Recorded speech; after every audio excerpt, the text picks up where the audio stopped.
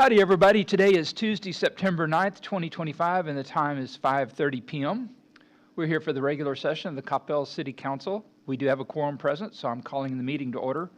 We will be convening into work session in the first floor conference room. The public is invited and encouraged to join us. Thank you very much.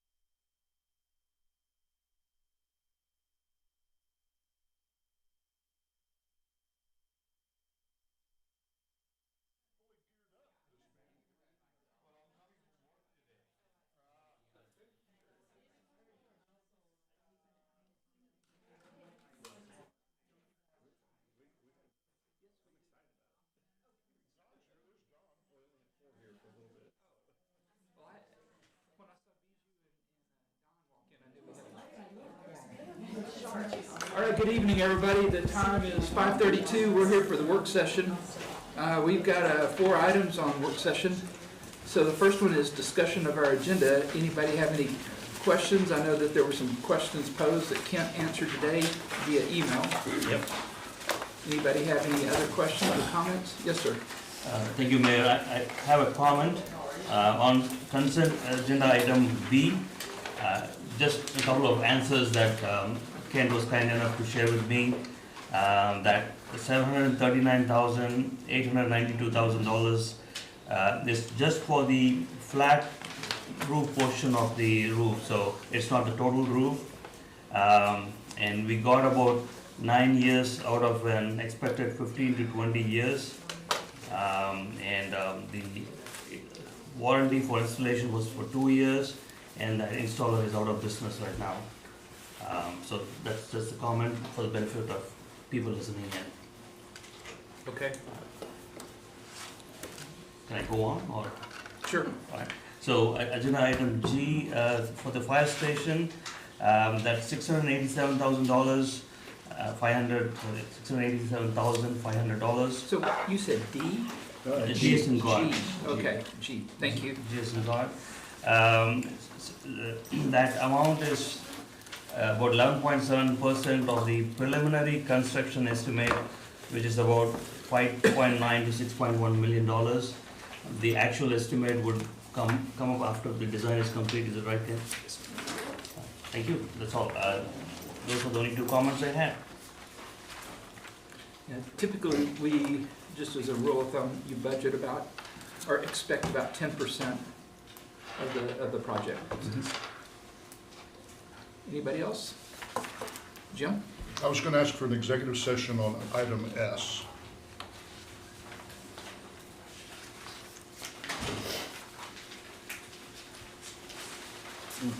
Okay.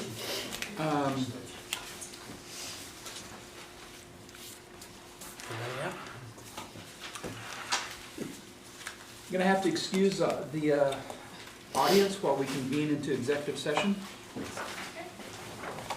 I'll be back outside, and I need to go in and outside.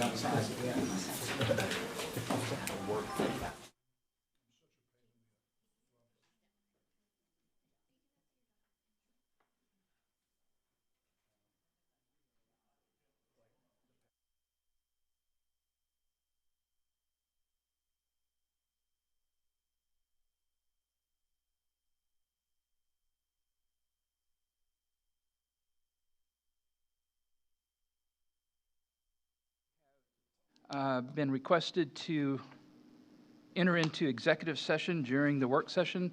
So we are in closed session and work session at 5:35. Thank you.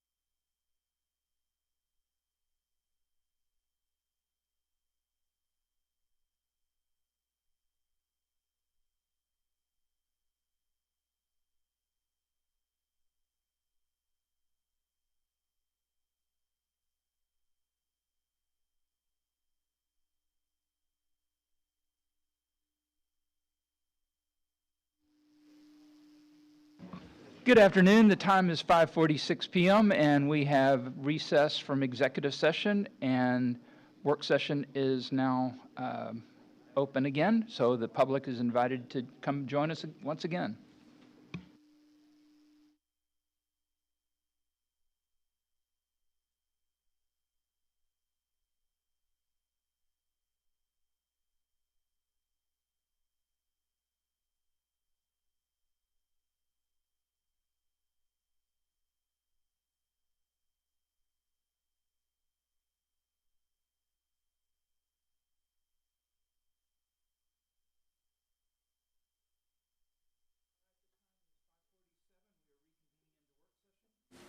We were in the middle of discussion about agenda items. Were there any other questions or comments on our agenda?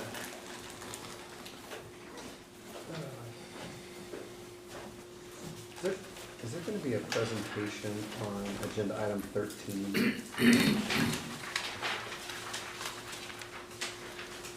Yeah. There is going to be a presentation. Thank you. Oh, yes. Thank you. That's all I needed to know. All right, anything else? We are going to pull that one item. 13? Yeah, no, not 13. You do that.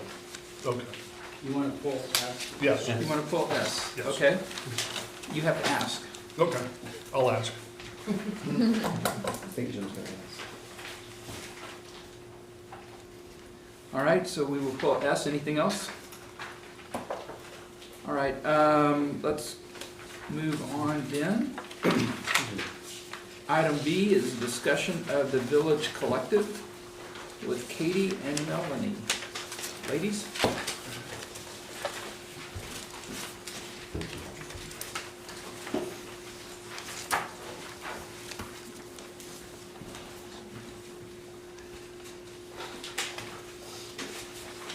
Good evening, Mayor and Council. Tonight we will be giving you an update on the Village program. You first heard this concept from the Ford Task Force, and after a lot of planning and preparation, we are excited to announce that the program is ready for launch. It is now my pleasure to introduce you to Melanie Eichener, our Village Coordinator, who will be giving you this presentation.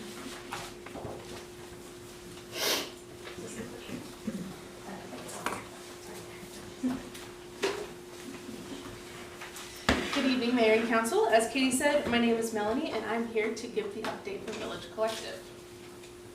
So before we hop into specifics, I wanted to give a bit of background about Village Collective and why we're even doing this. Pillar 4 from Vision 2040 calls for exploring new options for the 55-plus population that maintain a high standard of living while reducing footprint. Several years ago, the Ford Task Force was asked to look into different housing options for the senior community in Coppell. They explore options like assisted living facilities, naturally occurring retirement communities, and other living arrangements, but they ultimately decided to focus on a model called the Village Model or Village Concept that enables people to stay in their own homes for longer. After much work and preparation, they presented their findings to Council with the Coppell Village Business Plan in 2023. So we're going to go over what is a village. A village is a membership and volunteer-based program that is designed to help older adults age in place. Every village is different, but most offer some sort of services and social events to their members. These services help the members age in place because volunteers are able to take care of those little things around the house that members may not be able to do themselves. So this isn't a full replacement for assisted living or nursing facilities, but it does help bridge that gap for people who need a little help around the house and can still live independently. These services often include transportation, wellness checks, home maintenance, and contractor referrals or discounts. There's an estimated 375 villages all over the country, including some in Canada, and they're all specifically designed with their particular members' needs in mind. For the City of Coppell, the Village Coordinator, which is me, was hired in 2024. We conducted a resident survey in 2025 to see what kind of services and events people would want. We'll go over those results a little bit later in the presentation. And we've branded the program as Village Collective, and I'm really excited to announce that our launch day is officially October 25th of this year, so we have just about a month and a half. A little bit about our name and our logo. We've been working with Maria Dennison in communications to put this all together. Starting at the top, our logo features houses to reflect our goal of helping people age in place. It has leaves to represent the thriving and growing community we'll have. And if you'll notice, the door of the house is actually a little computer mouse, which highlights the online aspect of the program. As for the name, we went with Village to stay connected to the greater Village movement happening across the country. And we went with Collective because we felt that it highlights the connection between members without implying that it's a physical place or home. That has been one of the #1 questions we've been asked. People want to know if it's a housing facility or not. So we wanted the program name to reflect the community without implying a housing situation. So the mission of Village Collective is that we are dedicated to supporting aging in place by connecting Coppell residents 50 and up with practical services, social opportunities, and a strong sense of community. And that last bit in green is really the big three. We do those practical services, social opportunities, and a strong sense of community. And our vision is also consistent with Coppell's in that we envision a family community for a lifetime, where every older adult feels valued, supported, and connected, and where aging in place is not just possible, but it's empowering. Next, we'll go over who is involved in Village Collective. The first major group is our members. Members are residents of Coppell who are 50 years or older, and there is a $60 a year annual membership fee. Members have access to all of the volunteer services, social events, and they can get discounts through our resource directory, which I'll talk about a little later.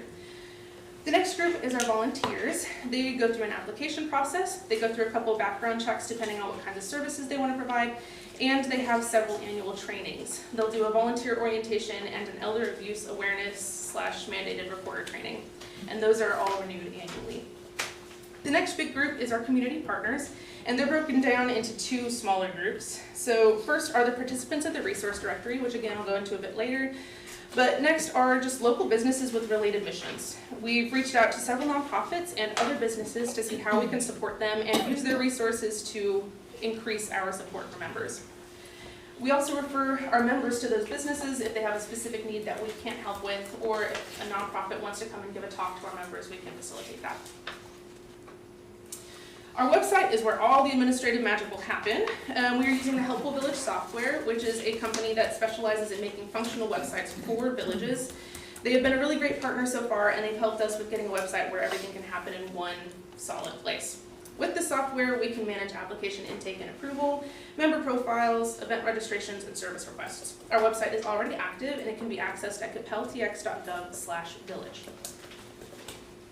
So as I mentioned before, we did put out a survey earlier this year to see what kind of services and social events people are interested in, and we'll be going over a bit of those results here. This survey ran from March through April this year, about 1 month. It was promoted using all the usual methods, and it was targeted specifically towards Coppell residents aged 50 and up. We got 604 responses, which according to the industry average is enough data to be 95% confident with a 4% margin of error. Based on the data that we got from the survey, we will be providing contractor referrals, home maintenance, transportation, and wellness checks. Members can request services at any time. The easiest and best way to do this is to submit a form on our website, but they can also call or send an email and we can submit a request on their behalf. Once the request has been approved, it is made available to volunteers who can then pick up the request. So we're going to go into a bit more depth with each of those service types, starting with contractor referrals. Melanie, can I ask you a quick question? Of course. Back on this slide where you had the website provider, can you talk a little bit about the security of the data? Because we have senior citizens and sensitive data there. What are we doing to make sure it's secure? Yeah, it's absolutely all PCI compliant. All of any API keys or anything, they don't operate with any of that. So it's all within their structure. And the man who runs it, he was actually in voting security before, so he's fully vetted with all those things there. Yeah, Is the data going to be within the city's firewall, or is it going to be on their firewall? It's on their firewall. Yeah, but it's fully PCI compliant and everything. Okay. Yeah. Okay. Thank you. Yeah, of course. So hopping into contractor referrals, 79.5% of respondents were moderately to highly interested in referrals or discounts to contractor services. This was by far the highest category of interest, so we've been working with Kevin Rubalcaba and Public Works to put together this amazing resource that we are calling the Village Collective Resource Directory. This is an interactive map that highlights senior discounts in and around Coppell. We've got businesses and contractors that partner with us to create discounts that are either exclusive to members of the village or they could just be for seniors in general. This map allows people to explore discounts by location, and it provides contact info for the businesses so they can reach out. Right now we have 41 community partners in the directory, And to get these partners on board, we reached out to every registered contractor within the city, and we have a simple sign-up process to add contractors on a rolling basis. We've also reached out to some specific businesses that we thought would be of interest to our members. This will continue to be updated on a rolling basis, so we hope that it will continue to grow. There's already a lot of value in this resource, and I don't have time to go over all of the discounts, but just to highlight a couple, one partner is offering $1,000 off any accessible shower or bathtub remodel for Village Collective members, and another is saying, let us pay for your village membership, $60 off any service. So I'm expecting that this resource will be a huge asset to our members. The value is really easy to see, and while most of the value with Village Collective is found in the community building and the services, this is just a really visible way to see that membership fee being put to good use. Melanie? Yes. So let's say a resident has a complaint against a vendor. Mm-hmm. Do they have to deal directly with the vendor, or does the city get involved in this? They'll be dealing directly with the vendors. Or- Wait, I'm sorry, who's dealing directly with the vendors? The seniors. I have more questions later. I'm gonna let you finish so that we can, yeah. I'm sorry. Because I know, no, you're good. I have questions too that you So think you want to hold the questions to the end and let her finish? Alright. Okay. Hopping back in, we'll go over home maintenance. So in an open response question, 55% of those respondents mentioned wanting some sort of home maintenance and handyman services. Some of the responses I have highlighted here call for handyman help from a neighbor, a Facebook type page where we can post a need and someone can volunteer. Another calls for simple repairs around the house that require a ladder, and another mentions light bulb replacement, fire alarm battery replacement, and tall ceilings. So our volunteers aren't going to be performing extensive plumbing repairs or anything that requires a certification, but they are totally able to help with those small maintenance tasks around the house that members may have trouble doing themselves. As a general rule of thumb, anything that you might ask from a helpful neighbor would be an appropriate task for our volunteers. Next, we're going to be providing transportation. We found that 32.7% of participants expressed moderate to high interest in receiving transportation services. We've already got a lot of great transportation options around Coppell, but this just gives people another option. Volunteers will drive people in their own vehicles. But what I'm most excited for is that our software has a built-in carpool feature. So when someone signs up for an event, depending on the type of an event, one of the questions asked if the member needs a ride or if they have extra seats in their vehicle and would like to give someone a ride. Depending on their answer, the system will automatically create a transportation request on their behalf, and volunteers will be able to carpool with them. Next, we'll be providing wellness checks. So 21.9% of respondents showed moderate to high interest in receiving wellness checks, and around 40% of those willing to volunteer indicated a willingness to provide wellness checks. These wellness checks will just be a simple phone call, and we've got a script that they can follow, but we also encourage them to go off script and create genuine relationships with each other. We've also got a no-call protocol, where if someone doesn't answer 3 times in a row within a few hours, we'll call their emergency contact to see if they know anything, and if that doesn't give us answers, we'll call Coppell PD to perform a welfare check and make sure that that member is safe and doing okay. So that's it for services, and next we can hop on to social events. We found that 62.8% of respondents were moderately to highly interested in social opportunities, and the examples we gave were coffee, dance, craft, and book clubs. Because of this, we have created a full calendar of events. It's off to the right, but it's pretty small. I apologize. That's mostly just for a visual so that you can see that we've got a full calendar. But we do plan to host our own events as well as connect members with existing events around DFW. What's really great about Village Collective is that members and volunteers can also host events. Say there's a member that can't get out of their home to attend a book club, but they really want to participate, we can help them to host a book club at their house. Or if someone is really passionate about art and they want to lead a class, we can help facilitate signups and things like that to make it happen. You may be wondering how our events are going to be different than those already offered at the Senior Center. So our events are not meant to duplicate or replicate anything at the Senior Center. We're just looking to supplement what's already going on there. So some of our events will be held in the evenings and on weekends when the Senior Center is normally closed. And we will also have events in a variety of public and private spaces across Coppell and the surrounding areas. We've already got things planned at local restaurants, the library, the core, and just a lot going on in general. We also hope to offer different events. So where the Senior Center has a cornhole club, we may have pickleball or something else that they don't already provide. So now that we know what we're doing, we can talk about the timeline. First is our initial recruitment phase, which starts right now. Our website is up and it is available, and people can submit their applications to become either a member or a volunteer, and we'll get back to them with the next steps. Also, just a note for anyone listening in who wants to become a member, we will adjust your membership dates to make sure that you get a full year of membership benefits. Next, we will start our training phase. We've got several volunteer orientations set up across town to begin training those volunteers. All those dates can be found on our online event calendar. And then we've got launch. Our launch event will be October 25th from 11 to 1 at the Senior and Community Center. This is just a celebratory launch event for members and volunteers and for people who are interested in learning more. We'll have food and some community building things and some resources to help people make the most of their membership. After launch, members will officially be able to request services. Before I'm done tonight, I just wanted to reiterate the value to the city that this program will be. This is a people program, and as such, we keep people as the priority. For members, we prioritize that engagement and support. If you remember the big three, we provide practical support, social opportunities, and a sense of community.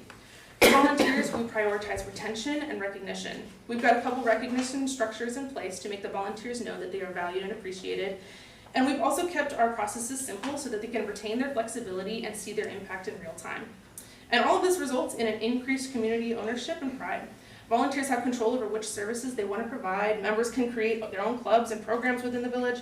And we're just there to help administer and facilitate, but really it's the community that is powering Village Collective.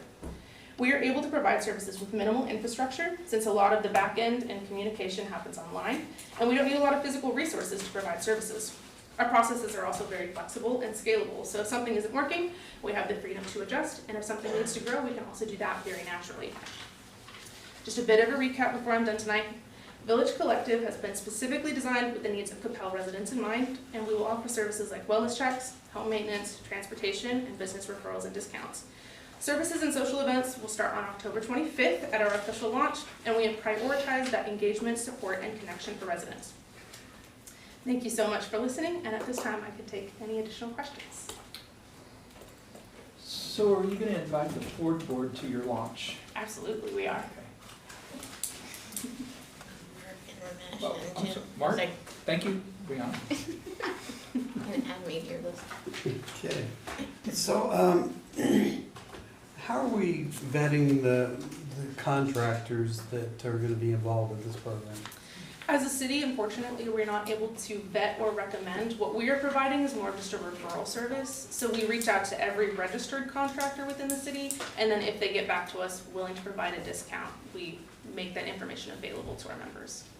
Okay, so we're not recommending.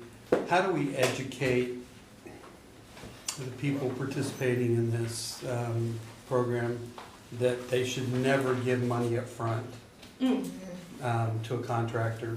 Yeah. They should only pay progress payments and then not make a final payment until the work is absolutely Yeah, complete. absolutely.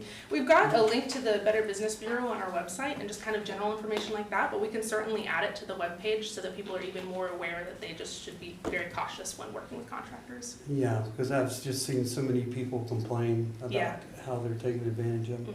And then I had a second question. So how are we leveraging this kind of abundance of energy that's available at Coppell ISD? Oh, we would love to partner with Coppell Yeah. ISD, and So- yeah, because this program is so flexible and scalable, we can definitely, we've talked about maybe reading books to little kids or something like that, working with Coppell ISD, or doing a seniors versus seniors event, things like that, yeah. Yeah, and, reaching out to the seniors, Yeah. in Coppell High School where they can, perform a lot of this assistance, which we're talking about for the community. Have we touched base with with Coppell ISD to see if this is something that they would be interested in getting behind? I haven't made contact with them, but I absolutely will, yeah. Okay, thanks. Who's next? Jim? Ramesh? I just have a comment, because this is a city website, I'm concerned that our residents might think there's an implied guarantee by the city. So I would request that we make the language very clear that we're just a marketplace that is bringing buyers and sellers together, and that Yeah. we're not backing anyone. Yes, yeah, absolutely. We made that very clear on the website. We've also extensively in our handbook put disclaimers and just let people know that nothing's guaranteed. We're just a method to get information out. Me? I wasn't sure who was Jim. So I was curious, are we retaining a service to do the vetting of the volunteers? To run credit checks, background checks, criminal history Oh. checks. Yeah, volunteers will run through the same volunteer process that all the city volunteers do. We use Sterling Volunteers for that. And then anyone who wants to drive, we run an additional driving history check on them through Sterling Volunteers. Okay, and you get confirmation of insurance, Yes, yeah. all that kind of stuff. Mhm. So Sterling, is that a vendor we use to run checks for who? For all the volunteers in the city, that's where we do our background Okay. checks. But isn't that just a criminal background check? Yes, yeah. So we're not, I'd recommend we do a little higher level of check, because this is gonna service, I don't wanna say that 50 is vulnerable, but 50 plus gets into a relatively vulnerable population in the city, and, Yeah. I would suggest we run a pretty high grade, sex offender registry, driving history, Mhm. doing the driving record, credit record, I would run through all those different nets. Yeah. If we're going to be sending them, and suggesting through this program that this guy gets access to this woman's home, Mhm. I think we have to be very, very careful about who we allow participate in that. Absolutely, yeah. We can look into that. Brianna? I have a lot of questions. Yeah. Sure. A lot of them have been asked, but, okay, so we're running this by the city, right? Correct. This is city driven. Mhm. Okay, so question is, Ramesh asked you a minute ago, or Councilmember Prem Kumar asked you earlier about, data. And you said it's not within the city walls or within our system. So I'm confused about that, if it's city. Yes, yeah, there's two, so the city has its own website and then Helpful Village is run separately from that. We've actually done we've run it through a system where it pulls up anything that could potentially be an issue where someone could pull out inside information, and our website is more secure than the city website, so. Okay, but it's still under the city umbrella, is that right? It still has the Right, .gov from URL, yeah. We're still collecting, as the city, we're still collecting data. We support that. We're still supporting it, okay, Yeah. I just wanna make sure, so. Yeah, and I would be careful with regards to like, which one's more secure or not, Okay, like, we yeah. just need to be secure Yes, as a absolutely. city, and, I just wanna be mindful of that. Yeah. So, okay, so data is collected and processed and stored like we do any other data through the city? Yeah. Okay. Yeah. How did we come up with $60 as a membership? That was what was originally proposed with the Ford board, and we ran some questions in the survey to see how much people were willing to pay, and it was also compliant with that. Or it was in Okay. line with that. Are there any other communities that have something like this that we have done, like a comparison to? I honestly think $60 is a lot. I'm in that age range, and I'm not sure what I get for $60 that I don't already get from either being a member of the senior center or on Facebook pages, or like, I guess I just wanna understand, like, if we're gonna do this, right, or when we launch this, which I think it's a great idea, by all means, I think it's important that we have something like this, but what do people get for $60? Cause our seniors are on a very tight budget, and $60 is a lot. Yeah, it is. They Is that get, $60 a month? Or A year. $60 total? A year. Okay, Yes, yeah, okay. yeah. Okay, then So, that's yeah. maybe better, okay, I gotcha. mean, yeah, they get that Okay, practical yeah, okay, support. maybe that's Okay. better, but Yeah. did we compare anything to anybody, or just out of curiosity? Yeah, I mean, with the villages all over the country, they range everywhere from free to thousands of dollars. Okay. So ours, compared to other villages, actually on It's the low pretty on the end. low side, Yeah, okay. so we just went with that number that Ford recommended, and that was consistent with what the survey said that they were willing to pay. Okay, Mhm. I think it would be good, and I'm sure we will get like an update along the way, and if we could just see how our membership is doing. Yeah. And then if we think about, I'm curious if there's cause this is only for Coppell residents, is that right? Correct. Okay, so then that's the other thing, so we don't have like differentiating fees, okay. Mhm. The other one was, and maybe it's similar to what Councilmember Hill and Walker were alluding to with our vendors and just checks and balances, because, or security and background checks, because, there are people who take advantage of our senior community, right? And I've had at least one senior call me recently, and Louis was very helpful in helping me to navigate that, where literally they did exactly what you just said, Mark. They paid part of it, and then the person just no longer showed up. He was like, I'm out, I'm not gonna finish it. And then they were like, we don't know what to do. And they did pull a permit, so they're obviously on our list, right? So I think a lot of it is if we could do education more than just having something on the website, because some of our seniors may not be tech savvy, Yeah. right? But maybe just to have some information sessions for Yeah, people. absolutely, yeah. Just to help them with, right, cause we're just providing a database of people, Mhm. right? We're Yes. not recommending. Correct. But we also, I worry about liability and where that liability lays with just like, what if somebody comes in and does something, then what, right? So, I don't know. Yeah, So, Yeah. I think a lot of it is just education. Yeah, absolutely. Yeah, and because we can just kind of do what we want, we can absolutely do information Right, sessions on right. scam prevention and things like that. Gotcha. Yeah. Have we thought about, I was thinking about the I was thinking about the $60. Have we thought about doing something where we combine senior center fees along with, am I taking all your questions? Oh my God, you like run through like five. And you know what's funny is I didn't write anything down, I'm just kind of like osmosis, I'm like reading here and we're on the same brainwave. But if we thought of any sort of like a combo deal, like if you join for 60, then you also get the senior membership. We haven't looked into that, but it is certainly something that we could combine, because it would make I love sense. that. Yeah. Okay, I'm gonna stop asking so that Councilmember Neville's I can got no ask more questions questions.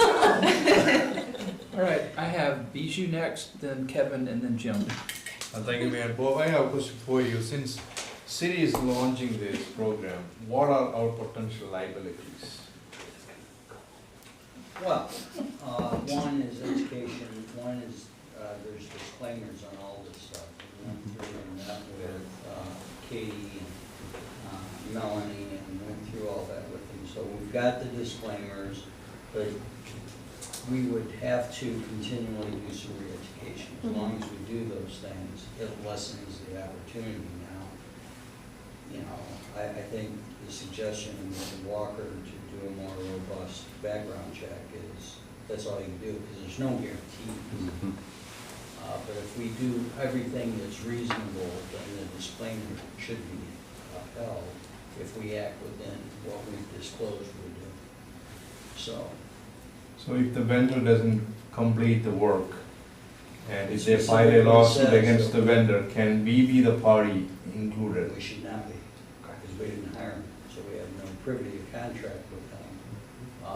We provided the list, and we provided that we cannot guarantee quality of the work or its completion. It's done for the convenience to provide a name, and that the senior would ultimately be responsible. Being a senior and living by myself, you know, I rely on just the same information that the rest of the population does. I get a recommendation from somebody that's used somebody. So we'll do some of that. And that's why we're only doing this for the local, the people that live here, that work in here, so we've got some basis to do some cross-checking. But there are no ultimate guarantees. And if we're gonna have a program, all we can do is do the disclaimer and do the education. And I think if we do those things, and, how can I say, annually or quarterly or some period of time, reinforce those things both at the senior center and through the village, we should be okay. Thank you. Kevin? All right, I'm gonna go through my list. Contract referrals, yes. Okay, the welfare checks. I know you said that you were gonna have the volunteers do the welfare checks, but you're also gonna involve PD as well. Is that actual officers or the citizens on patrol? Those are actual officers. Okay. The volunteers will be making phone calls, the actual officers will be attending. Has there been consideration of engaging the citizens on patrol group? There was, and I talked with Sergeant Largent about that. He felt that the police department the officials knew what to look for a little bit better. Cool. So, Thank you very much. And then, let's see here, talked about the location of events. Are there other villages in DFW? no, not that I'm aware of. Okay, all right, because my question was about collaborative opportunities with other villages, so we'd be the first one At least in this area, yeah. There's a couple in Houston. in Houston, okay. All right, any potential for like field trips or anything? Oh, like absolutely. Yeah, that? I've already been down there. Okay. Michael Collenberg down there. He's great. He does Okay. mostly welfare checks at that village. Excellent.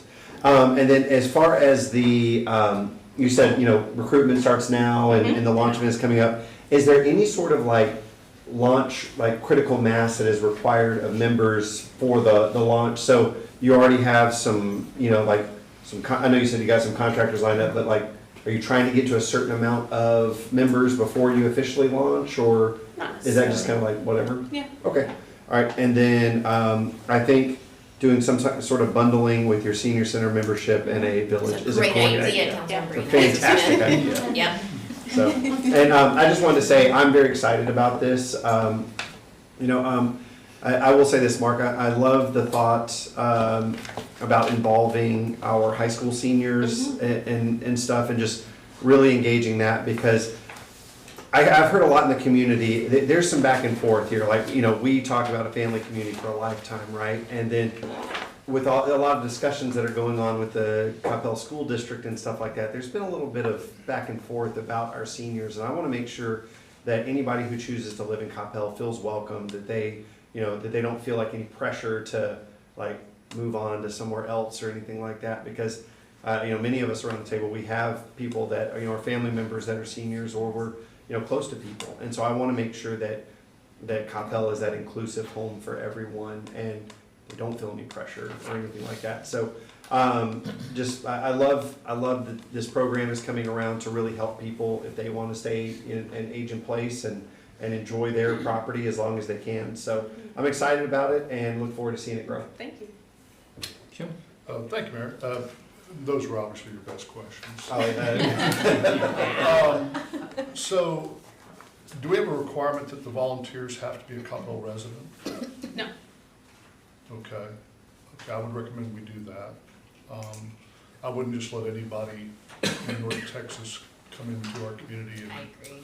and service our senior citizens. And I would recommend too that, like, if we offer a roofing, like if we say, well, this is a roofing contractor that's willing to offer a discount or something, you might try to solicit more than one, because if you give them a chance to pick between two competing services, and then they make the choices to which one they hire, I think it's less of an endorsement by the city. Absolutely. Yeah.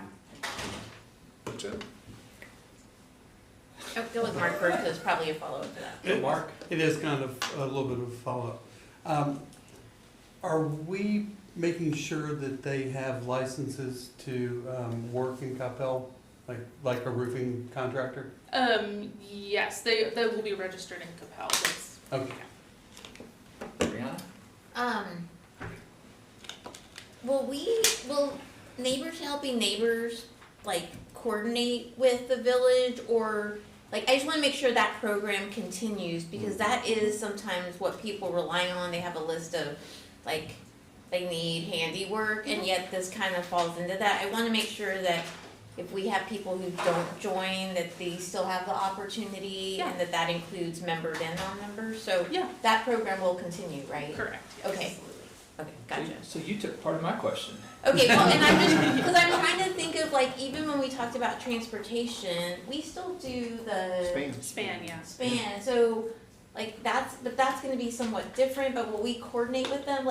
I guess we have all these different resources. Makes me think of what you did with us, thinking of just our assets across the community, and finding a way to collaborate versus all of them being individual. Exactly, yeah. Right, so I think it's more of a comment, can we just make sure that we are inclusive, and then making sure that some of these opportunities aren't just gone because people may not join. Mhm. Yeah. Sorry, I didn't mean to take part of your question too. I'm on a She roll. did it over. You are. So I'm going to continue with kind of on that. So when someone calls in and asks for a volunteer services, Mhm. home repair, how do we vet that to make sure that it's within the skill set? And, with Neighbors Helping Neighbors, sometimes the projects get really large. Yes, yeah. How do you keep it within the scope of, like Yeah. a home repair, not a remodel? So all of all of the requests do have to be approved before they're released to volunteers. So we will be able to either put eyes on it or just kind of talk through it with them and make sure that it's appropriate for volunteers. So before volunteers will see it, it'll be reviewed. Okay, thank you. Bijou? Yeah, thanks. So if we are successful with this program, what's the next step? What are we envisioning to do next? Oh, that's a great question. So a lot of villages end up being multi-generational. You talked about the ISD. That's a very natural next step, is to bring in other people. We also could extend it to those with disabilities who are under 50. I know there's been some rumblings about that, but it really depends on what is called for at the time. So I understand you are the coordinator for the village and you are coordinator for the Neighbors Helping Neighbors. That's once a year. Are there any collaborations happening? We'll definitely work together on that. We do get a lot of calls throughout the year of people needing help where unfortunately we have to say, well, we'll do this event in April. So this will be a great service to those calls that we get throughout the year. We can work together that way. Thank you. Hang on. So what are you gonna do if someone calls in and they're not a member of the village? For Neighbors Helping Neighbors? Yeah. Well, they're still two separate, so the Yeah, village that's will be what- its own program. So. Well, they I- won't be- Well, that's what I was asking, like, we're not gonna just stop helping the people who don't join, because they may not. No, but I mean, suppose somebody calls in the summer saying, I've got a water faucet that needs to be tightened or something. Oh, and, gotcha. You can't put them off till April, Sure. but, So in those situations, what we've been doing is we've relied on our community groups, like different church groups, different nonprofits to get those projects done. okay, thank you. Kevin? I was just wondering, in the spirit of Neighbors Helping Neighbors, are there other collaborative things like that you already guys have on the radar that could work together, like any other events or anything like that? Like in the spirit of Neighbors Helping Neighbors? Not quite that I can think. We don't have any scheduled programming per se, but we'll definitely work together. During Neighbors Helping Neighbors, we plan to, pass along information about the village, because it's kind of the same target audience. Yeah. So we'll work together that way. I just want to reiterate, I really would, I understand that the $60 was a recommendation from Ford Board. I'd really like for us to evaluate, is that, what is the reasoning of the price point on that? Is there a reason, is that something that was just kind of thrown out there because it's a best practice for the village? Because if it's a best practice, that may not be the best practice for Coppell, is what I'm trying to say. So, and I think your point is an annual membership is $10 for the senior center. So Yeah. if there was some sort of, like matching of that, or like, maybe it's $10 to be a member of the senior center, but $15 to be a part of the village as well. You know what I'm saying? I'm not sure what that looks like, because I know that not all members of the senior center are Coppell residents, so we'd have to look at that as well. So definitely recognize that. Yeah, and I just wanted to echo that too. Let's just look at that price point Yeah, and figure absolutely. out what makes sense. 'Cause people will ask kind of, what are they getting for that? Yeah. Right, and so they're still also on top of that gonna have to pay for some services. I know we also have volunteers, so just thinking through. Y'all may come back and say 60 makes sense, but just to relook at that. And then I kind of want to go back to your comment, Jim, about volunteers being in Coppell. I actually like that. I don't know where we landed on that or if that can be looked at, but I do like, maybe if we start with, you have to be in Coppell and see kind of what the response is, but stay within Coppell, that way you're Coppell helping Coppell, and then I think from a background check and everything, like, instead of, you're right, like people from the outside. And then, I'm curious as far as like vendors, I don't know that we have every type of service provided by someone in Coppell. Yeah. So I presume you'll have to do Coppell and non-Coppell. Yeah, they're Okay. around the. Okay, so I would like to, you know, kind of echo that's what you were saying, right? I want to make sure I was on the same page with you, yeah. I think it makes it less likely there'll be people signing up for the wrong reasons Right. if we limit it to Coppell residents. Great. Okay, I've got Ramesh, Mark, and then Bijou. Thank you, Mayor. On the topic of the pricing of $60 a year, I think we should definitely look at what that website is charging us, if it is on a per user basis or a bundle pricing, we should look at that. I really like Councilmember Walker's suggestion that certain vendors that are going to go into people's home, we should be doing a deeper, dig through on them, and there's going to be costs involved for that. I think we should look at, take the cost into consideration. I'm positive that the city will contribute to this budget, but at the same time, we should have a balance of what the city contributes versus what the residents pay for it. Yeah, absolutely. Can I ask a clarifying Yeah. question? Yeah. You said vendors, but I heard Councilmember Walker say volunteers. Volunteers, yeah. So I want to make sure that we're all on the same Thanks page. for the correction. I should have said volunteers. Okay, all right. Thank you. That's, So, and the cost of this is not gonna be split between the city and the participants. The city is gonna bear the majority of the cost. True. Right now, we're starting with 50,000 per annum, I believe. 30. 30,000. 30,000. Mark? Yeah, so I like the idea of keeping the volunteers to Coppell. I would like to see it extended to Coppell students in Coppell ISD. Yes, yes. Well, can I follow up on that real quick? Are we done? Yeah. Oh, can I follow up? Sure. I mean, we also have, the Young Men's Service League and the Assistant League and, Lions and Rotary and this bang-up brand-new Kiwanis Club. Yeah, there you So, just giving you a shout out. So, I think, those are also natural constituencies Yeah. for volunteers. Yeah, Bijou? Yeah, that was my question, because close to 50% of the kids attend Coppell ISD are outside of Coppell's boundaries. Sorry, I didn't. it's a lot of that, right? Kevin? Are there any age requirements for volunteers? Because that might be and if you tell us that's 18, I mean, there are kids that are 18 that are still Yeah. in school, but that would be a question that I would have. about that. there are none right now. Anyone under 18 must get a parent signature, but we do have provisions for a temporary volunteer status, particularly for like Boy Scouts or something. I'm not gonna run a bunch of background checks on Boy Scouts if they just wanna serve soup to our members or something like that. So if it's a particular event, particular people, we can waive those requirements for that particular situation. Which I think is what we do for other city opportunities Yeah, as well. it just kind of makes Because sense, yeah. our kids all need volunteer hours, and so that's a great opportunity to do that. Like, kind of like to Ramesh's point, like, we maybe not send a 16-year-old into somebody's house to Yes. go change a light bulb or something right, like that. Like, it would yeah. need to be appropriate, and I definitely want to find appropriate volunteer opportunities for Absolutely. our student body that's under 18, so, Mhm. okay. I think we're on the same page. I think All right.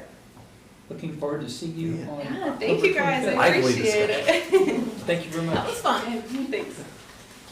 Good time was had by all. Yeah, thank you. All right, item Thank you, C ladies. is a discussion regarding the interlocal agreement with DCTA for workforce transit. Or we're gonna have the exact type of exciting conversation. No, I was Yeah, gonna say, I exactly. apologize, Energy. Mayor Council, mine is not gonna be anywhere near as exciting, but, good evening. So tonight, we're here to discuss the workforce transit program in Coppell and to consider the continuation of the program. You all know the history of this program, but I'll just give a quick refresher for you. The city started the program to solve the first mile, last mile connection issue for employees trying to get to work at Coppell businesses. The inability to get to work was making it difficult for Coppell employers to attract employees. And so the city entered into an interlocal agreement with the Denton County Transportation Authority to manage a contract and all administrative functions for workforce transit in Coppell. LIFT provides the first mile, last mile connectivity between designated transit stops and Coppell businesses. And this program was created really as a business retention as well as a business attraction tool. The initial ILA was a year contract that ran from October 1st, 2019 to September 30th, 2020. And the city has since adopted 5 additional one-year contracts. These are the 6 stops that are currently included in the program. We will be adding a stop in Cypress Waters once the Silver Line is operational. So that will be one change once that is active. Our current agreement has been in place since October 1st of 2024, and it will expire on September 30th of this year. That's why we're back in front of you tonight. Our ridership has stayed consistent over the past few years, and as with previous years, we have riders coming from all 6 of our designated transit stops. Riders are traveling to a variety of businesses in Coppell, with the largest growth happening on the east side of town. And then riders using the service 7 days a week and at all hours of the day. Since we only have data through the month of July at this point, we have projected what the ridership might be for this year, and so just using kind of the average of what we're seeing each month. So, and you can see that for this year, it's close to last year's actual ridership numbers, and you can kind of see on this graph that ridership has stayed pretty consistent over the last 5 years. And so through July, the city has spent $26,136.38. $16,544.38 of that has been on the actual rides. $9,592.25 has been to DCTA for administrative costs. And so just kind of as a reminder of the breakdown, the rider pays the first $2 of the ride, then the city picks up the next up to $15 of the ride, and then anything beyond that is the rider's responsibility again. So staff's here tonight requesting a continuation of the program. However, DCTA asked if we could create a 3-year contract with the option for 1 2-year renewal rather than continuing to do the 1-year annual contracts. So during that time period, DCTA staff and city staff will evaluate and explore some other options for future transit in Coppell. And so if council is interested in continuing the program, then we will bring that ILA for consideration at your September 23rd meeting. And also aspects of the program will remain the same except for the duration of the contract and then the addition of that stop at the Silver Line as mentioned before. So with that, I'm happy to answer any questions. Before you do that, kudos to Councilmember Hill for pushing on the east side ridership. I'll say it's not our largest ridership, but it is where we've seen the most growth. So originally, this was going to be a west side program only, and Mark was very vocal about covering the east side as well. So that was a very good, what do you call it? Prediction of the future. Yeah. So anyway, I'm sorry, question? Yeah, I have 2 questions. So, are we getting any feedback from the employers that it's helping them retain or attract? They have all shown great appreciation for the program because it does definitely help them. And I will tell you that the hard part is there's fluctuations. So one month, ridership may come from one business, and the next month it may shift where the greater ridership's going to a different business. So. But they have all expressed their appreciation for this program, that it's made a significant difference for them. So, and then the other question I had was about the scale of the employers. Is it true that the big employers like Amazon are utilizing it the most, or are we seeing small employers citywide using it heavily too? So when we first started the program, it was definitely our larger employers, but since then, in the last several years, we've had the addition of several small businesses. So that is actually where we're seeing a lot of ridership is from some of our small businesses right now. Thank you. Yeah. Jim? Thanks. Why are the DCTA, I've got 2 questions. Why are the DCTA administrative costs so high? They're over half of the ridership cost. That was just the way the program was set up. It is a pretty heavy administrative lift for them, and we're not a member city of DCTA. So that is part of their partnership program with cities that are not part of their membership. Okay. Okay, well then I guess I'm fine. That's all I've got. Thank you. Bijou? Yeah, thank you, Mayor. You spent what, $23,000? Total, how much did we spend in total? This year so far, it's about 26,000, Okay. What was the budgeted amount? 50,000. Okay. We budgeted 50,000, so we have stayed, since the inception of the program, we have stayed under the amount that we have budgeted. What we do with the unused fund? Right now, we are encumbering it, so it carries over, so that we think, I can't guarantee, but we think that we will see a significant increase in ridership once the Silver Line does open. So that way, we've got those funds encumbered to cover that additional cost in the event that that happens and we're not at a new budget year. So that's, right now, that's what's happening. So out of the 2,300 rides that you showed on the graph, how many people are participating? Number of people? Individuals or businesses? Individuals.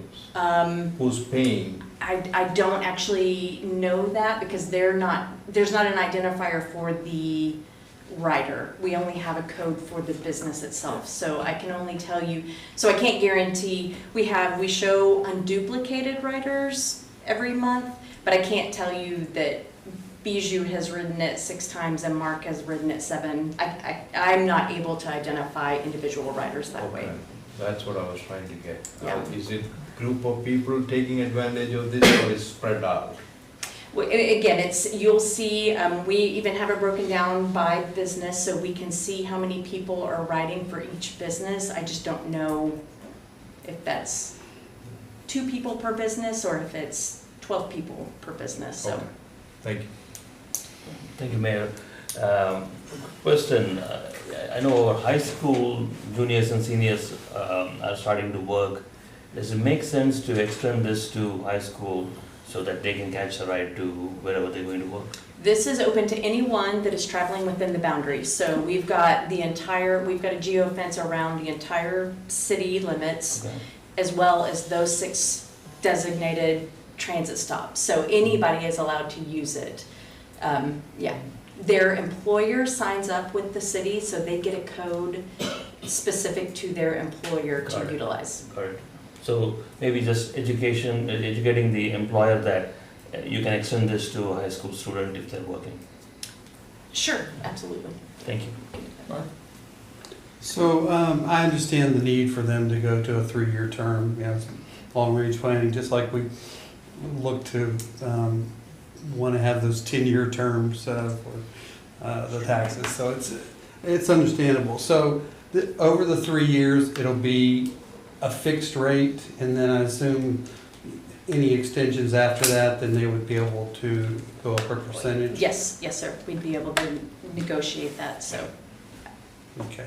Oh, And sorry. just so you know, there's a funding out clause.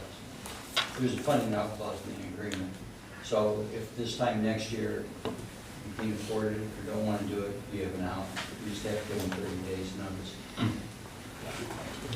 Kevin?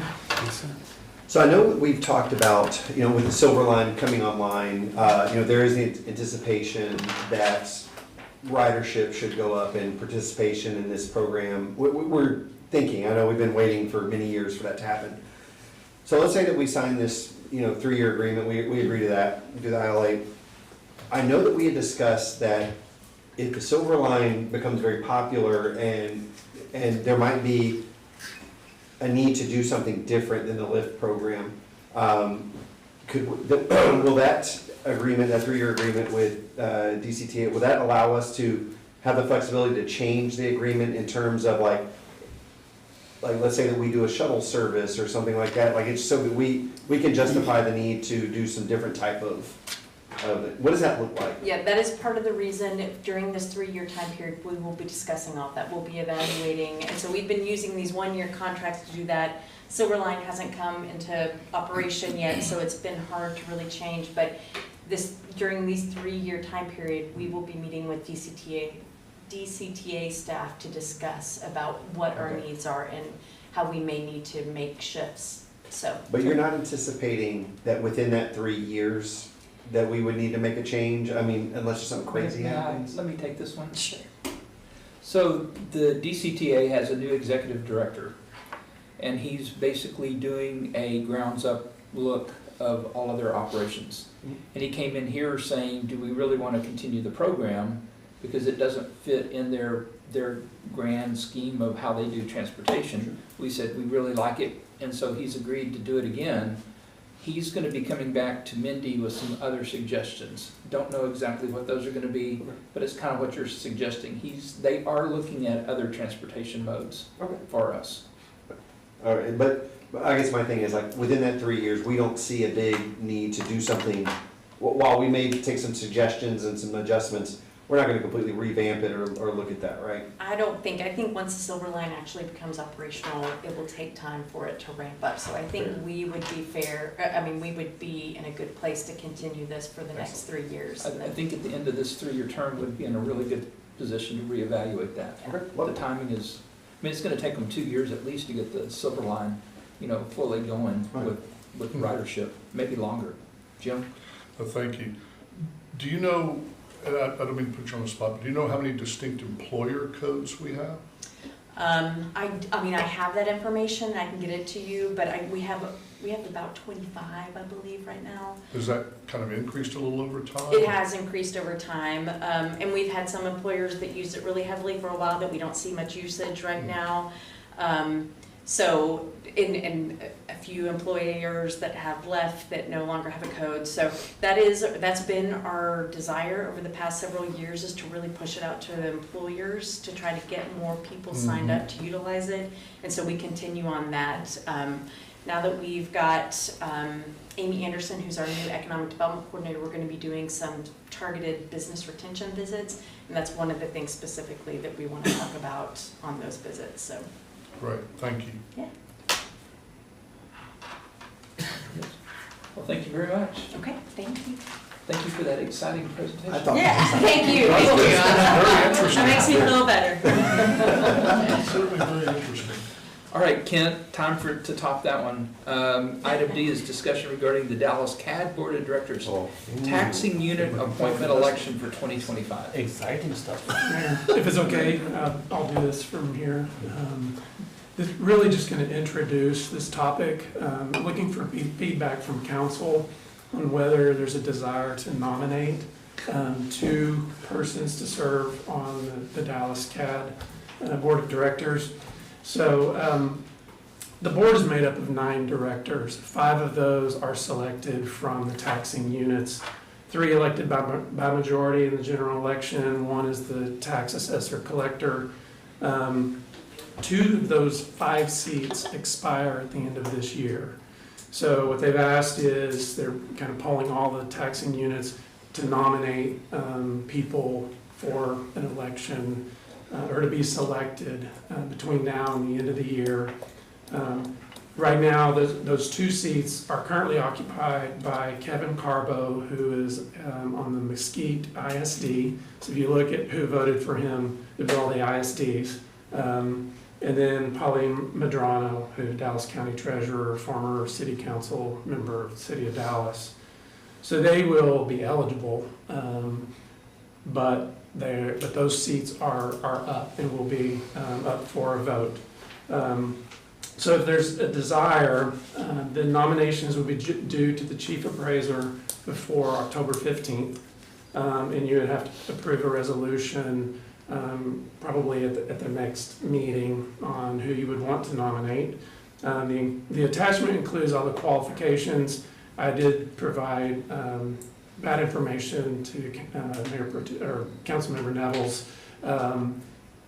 Sitting council members are eligible. So just because you're currently an elected official, you're still eligible as a nominee. And again, we'll be back in front of you at a future meeting, probably the next meeting, to vote. Well, no, we would be back to you with the nomination resolution. If you choose to nominate 2 people, we would be back to you between now and the end of the year with a resolution to vote on the 2 directors. Point out how many votes we have. We have 12 out of 2,000. That's for the actual vote. So previous election in 24 and 35. So the calculation, they just run the calculation, and that was included in the packet. But Is it still a standing procedure that we nominate the newly elected council member to get nominated for this? Is that, oh wait, is that a thing? that direction. Oh, okay, all right. I don't know why I thought that. It was the recent pro tem mayor. Oh, okay, oh, that's what it was. Jim? Well, if we're gonna consider it, would it make sense to, like, through the city to solicit interest from people that would want to serve from the community to see if anyone even wants it? I mean, because we don't wanna nominate somebody that doesn't wanna serve, right? I mean, To my knowledge, Coppell has not nominated people in the past. In fact, we've actually declined to nominate anybody. yeah, It's a very quick burn. So I mean, the nominations are. the ability to nominate someone is open. If anybody has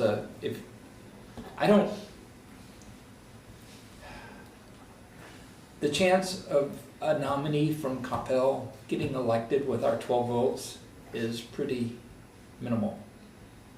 yeah. Bijou?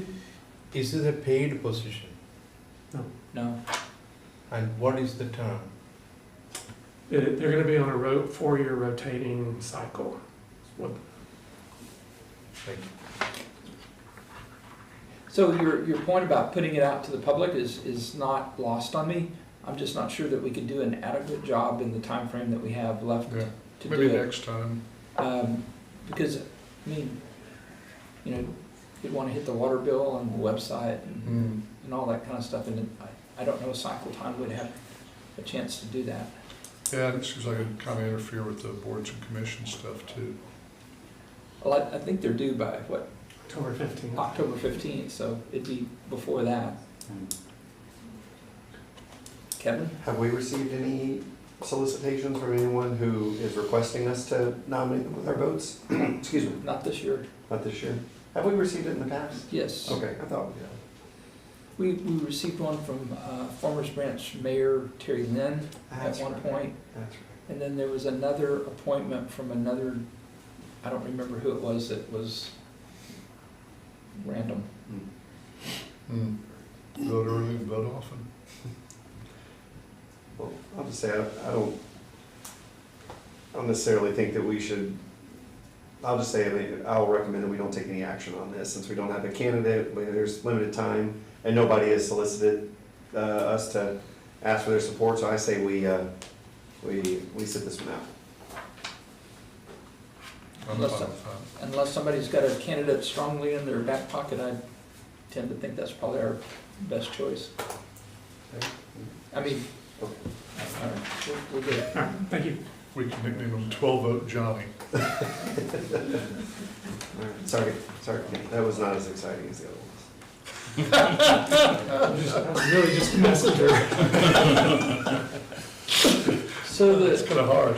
So before I would be remiss if I didn't remind everybody that there is an email sitting out there asking for you to submit your desires for boards and commissions interviews.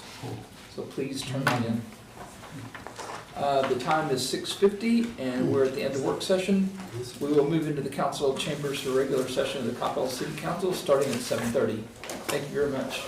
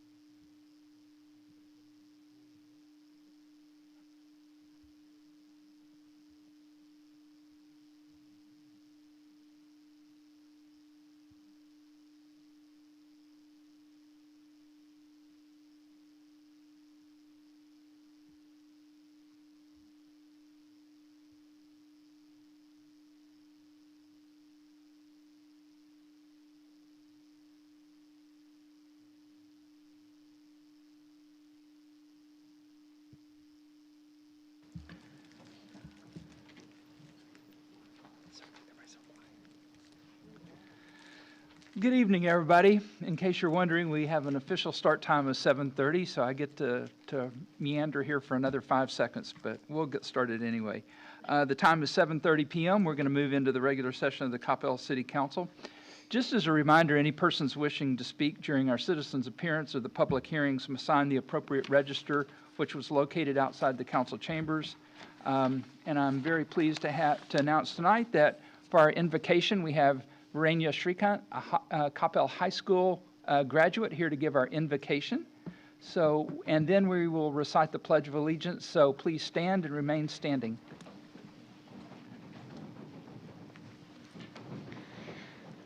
Good evening, everyone. Let's take a moment to pause, center ourselves, and open our hearts as we begin with a prayer. O God, as we gather today, we ask for your blessing of compassion and boundless love upon this congregation. Grant us wisdom as we seek nothing more than to fulfill your purpose by serving our community with care and dedication. If ever we stray from the path of righteousness, guide us back with your steady hand, for you are our unfailing protector, guide, and shield. May your peace and kindness pour over us. Lord, strengthen us with renewed courage in your presence. Open our minds to receive your eternal wisdom, our hearts to embrace your abundant love, and our spirits to remain aligned with your divine guidance. Amen. Amen. Please join me in the Pledge of Allegiance. I pledge allegiance to the flag of the United States of America and to the republic for which it stands, one nation, under God, indivisible, with liberty and justice for all. Thank you. Please be seated.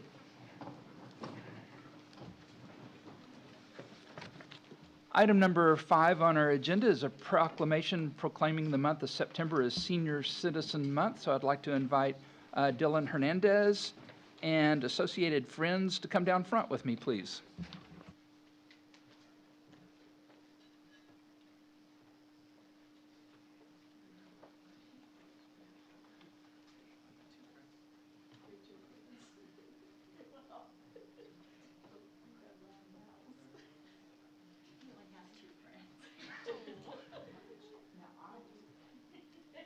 I wasn't going to say anything about just 2 friends, but that's okay. We're important. Oh, yes, you are. We're senior friends. Ladies and gentlemen, whereas older Americans are significant members of our society, investing their wisdom, experience to help enrich and strengthen the community, and whereas the Coppell Senior and Community Center has acted as a catalyst for mobilizing the creativity, energy, vitality, and commitment of the older residents of Coppell, and whereas through the wide array of services, programs, and activities, the Coppell Senior and Community Center empowers adults 50 and over of Coppell to contribute to their own health and well-being. And whereas the Coppell Senior and Community Center will continue to affirm the dignity, self-worth, and independence of all adults 50 and over in Coppell by tapping their experiences, skills, and knowledge and enabling their continued contributions to the community. Therefore, now I, Wes Mays, Mayor of the City of Coppell, do hereby proclaim the month of September as Senior Center Month in the City of Coppell, and I encourage all citizens to recognize the special contributions of the Senior Center members and special efforts of the staff who work every day to enhance the well-being of the older citizens in our community. In witness thereof, I have set my hand and caused the seal of the city to be affixed this 9th day of September, 2025. So I'm going to hand the certificate off and say congratulations.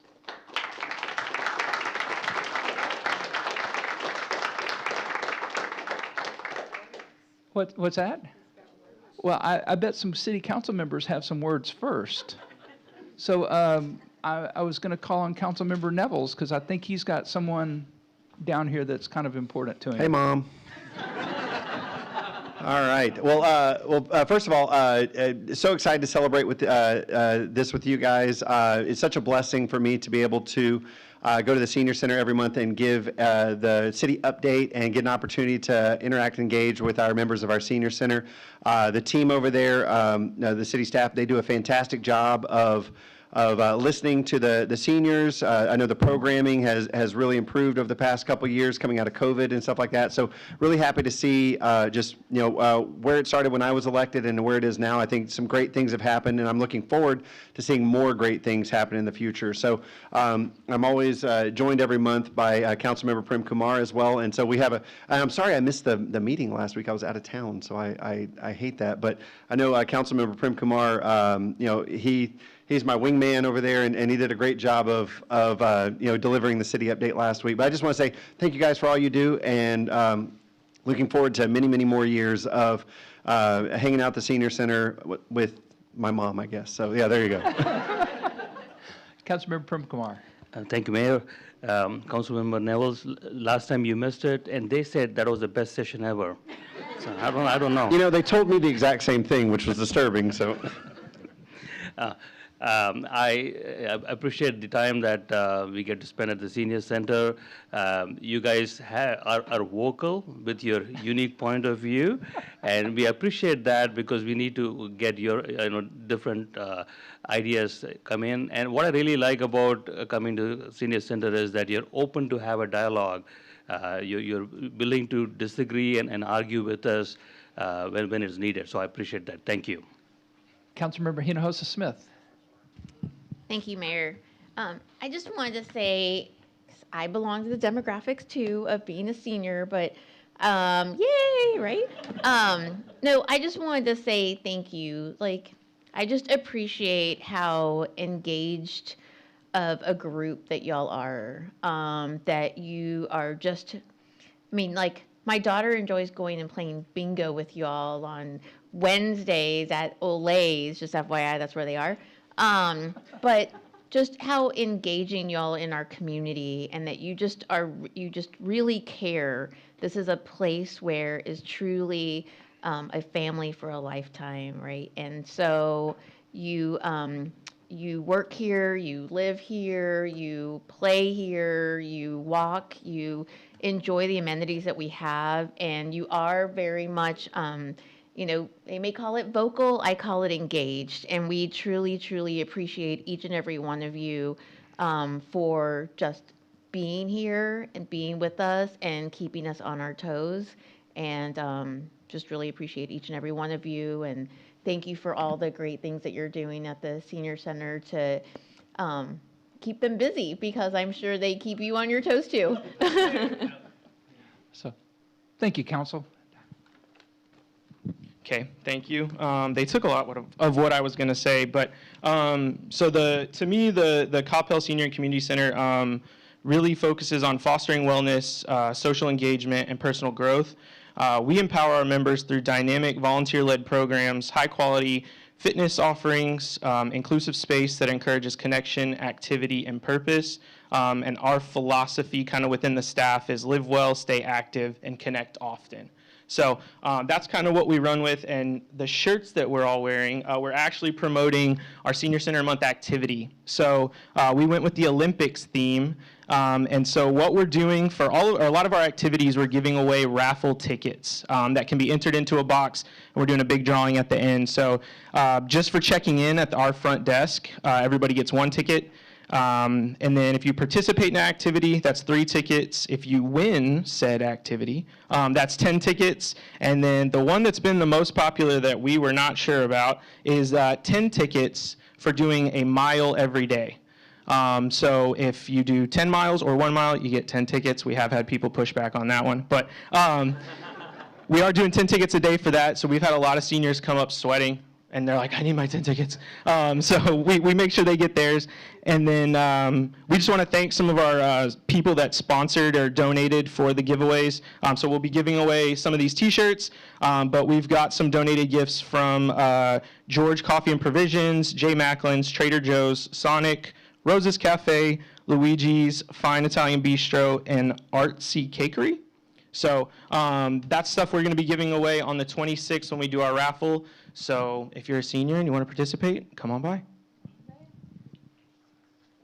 So thank you very much, guys. We really appreciate it. And whenever I decide to retire, you will see me down there. So thank you very much. Awesome, thank you. Oh, you want a picture? Okay. Lucas is taking the picture. And then we have other little pictures.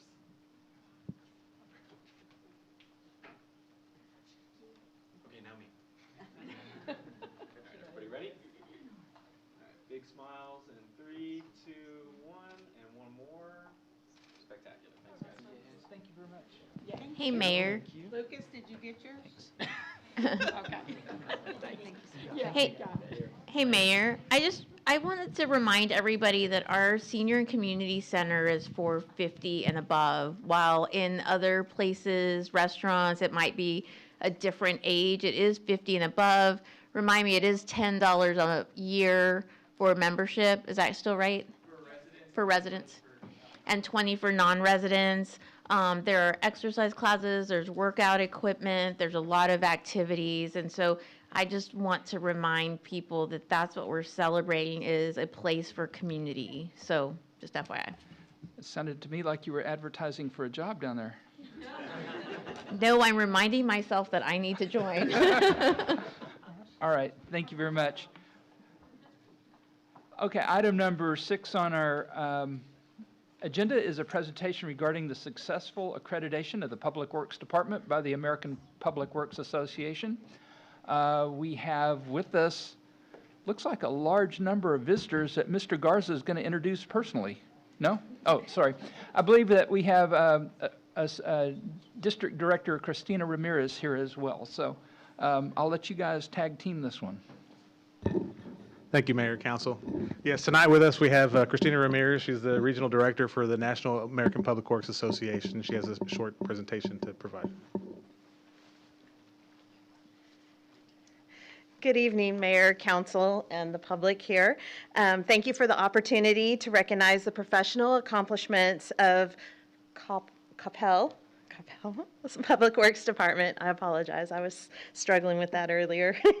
For the residents and others in attendance and those watching virtually, your Public Works Department is essential to the operation of your city and has earned recognition that very few public works agencies across North America have been able to achieve. The dedicated public servants in your Public Works Department provide a wide range of core services that support daily life and long-term community well-being.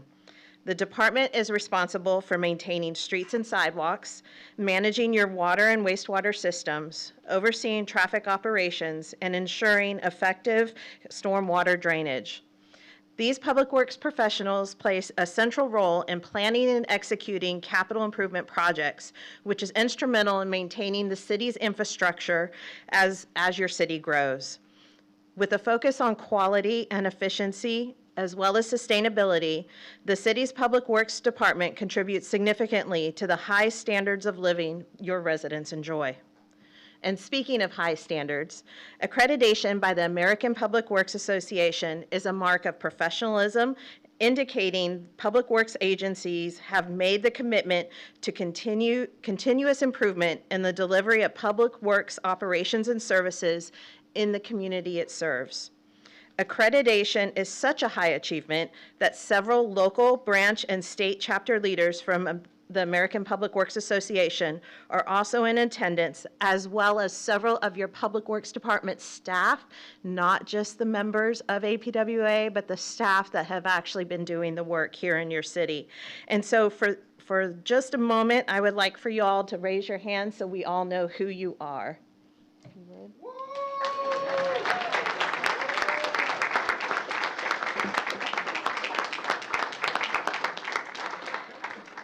APWA accreditation recognizes an agency's policies, procedures, and practices, which have been evaluated against nationally recognized management practices determined to be appropriate for your specific agency. Currently, there are 223 accredited agencies in North America, 176 organizations, 22 accredited agencies here in Texas. 14 of those, besides yourself, are in North Texas. So we are very proud of the work that you have put together and invested in your city. A team of evaluators of experienced public works professionals from Kansas, Illinois, and Utah reviewed 352 practices to confirm your department's compliance with internationally recognized management practices applicable to your operations and responsibilities. I am proud to report that your department achieved full compliance with all applicable practices. During the evaluation, in fact, there were 6 new model practices identified. The evaluators identified these practices as outstanding and worthy of other applicants and accredited agencies to use as an example. So those who are already accredited, when they come back and do their renewal, they will have to be as good as you in order to receive the renewal. So I'd like to share with you briefly what those model practices were, because I know we have several of those department staffs here with us tonight as well. The first one had to do with how you go about defining and redefining and evaluating your mission, vision, and values that are important not only to your community, but as well as the Public Works Department. The second one had to do with human resource management. Your career development and succession planning practices and procedures, more specifically the 4C Success Handbook, is an innovative framework that ties competencies and career planning to the agency's core values. We also had recognition in communication, media relations, and what that is your annex, or how you go about responding to emergencies, has a very detailed analysis and procedure on how your public works agency responds and works with police and fire. The fourth one was your IT, telecommunication, utilizing SharePoint in a way that no other public works agency has in North America. Facilities management component replacement. Now this one I was impressed with. This is your 5-year forecast division detail along with the SOP that provides your clear path for component replacement. Helps during budgeting, helps keep the components in line, make sure that you're always operating with the best. And then the last one was drinking water distribution system, sampling and testing. More specifically, this monitoring plan is organized with all the requirements consolidated into one document. And one of the reviewers did indicate this well put together plan could benefit many organizations as a model practice. Following the evaluation team's recommendation, the Accreditation Council for APWA granted your Public Works Department full accreditation. Congratulations to your entire Public Works Department, and nice work to your accreditation manager, Renee Esses, as well as Deputy City Manager Kent Collins, who I was told before the meeting helped kick off this initiative. All of your staff has done a great job. And as the current American Public Works Association National Board member representing Region 7, and for those who may not know, that's New Mexico, Arizona, Oklahoma, and Texas, it is my honor to present this plaque to your director, Mike Garza, to recognize this achievement. And there we go. As he approaches and finds the plaque, I would like to point out that Mr. Garza here is a graduate of APWA's Public Works Institute of Texas, and so he is a proven leader in our profession, and you all are very fortunate to have him on your staff.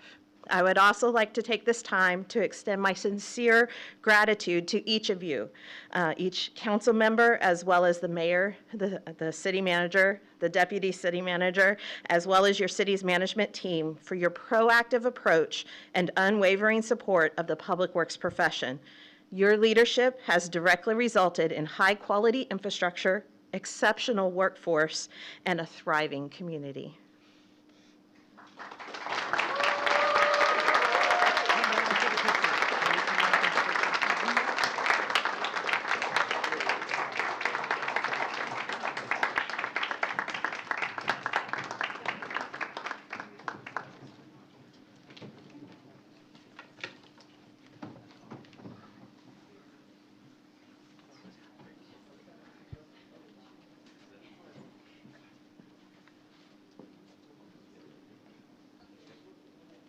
We're going to need everybody to scoot in just a little bit more in front if we can.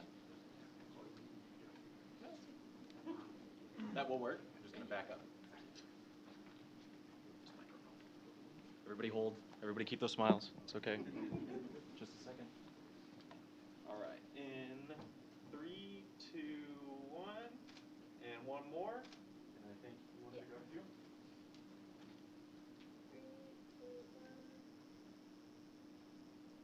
Thank you.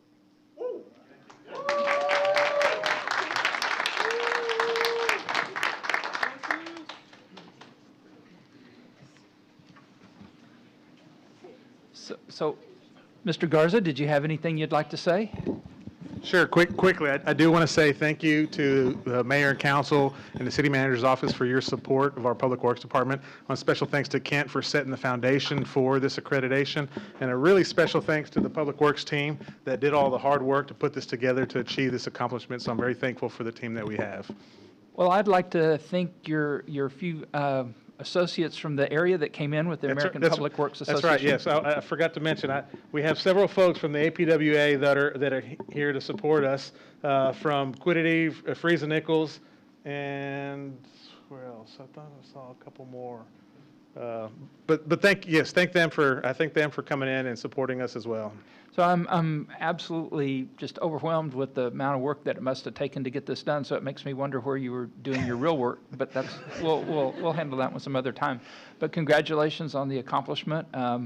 We love to see our staff and our employees, excelling and showing how good they are. And I think this is a perfect example of excelling at what you do. So, Councilmember Nevels. Thank you, Mayor. I think week in and week out, we see, the work that gets done. We see the long-term planning that it takes to execute at a high level, like our Public Works Department does. What I love about this is now the community gets to see that, and this is such a great accomplishment. And I know you guys got to be just over the moon excited about this, but it's just confirming what we already knew, that we have such an amazing team in our Public Works department. All the team members, I love when we get to hang out and, during Public Works Month and, come there and have lunch and just sit and hang out and learn about what you guys do and stuff. And we are very much in your debt for keeping the water running, keeping things nice and clean in our community. And we can't thank you guys enough for all of you do. So thank you guys very much. Appreciate y'all. And he likes your T-shirts too, so. They're the best. No, the T-shirts are the best that you guys have. Councilmember Walker. Thank you, Mayor. Mike, I just wanted to say, it doesn't surprise me at all that not only are you being accredited in this way, but you're being called out for setting model standards that other cities can follow and other public works departments can follow. And that's a real testament to you and your team and the quality work that you do. The fact is, so much of what you do is not seen or known by anyone that's even there until something goes wrong. And thanks to you and your team, hardly anything ever goes wrong. So I just want to thank y'all for your excellent work. Y'all do a wonderful job, and we're very proud of you and very thankful for all your hard work and all of your good planning and your good thinking. Thank you so much. Thank you.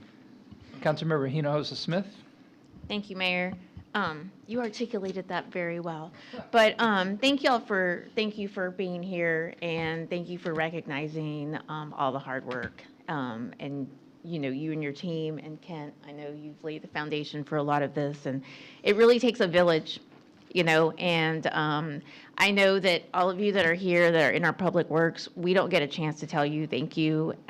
You guys are doing what you do, and you're passionate about what you do, and this is a huge recognition, and this is an opportunity for us to just say, thank you. Thank you. We really appreciate everything that you do, and our community wouldn't be what it is without each and every one of you making it such an amazing place to live. So thank you.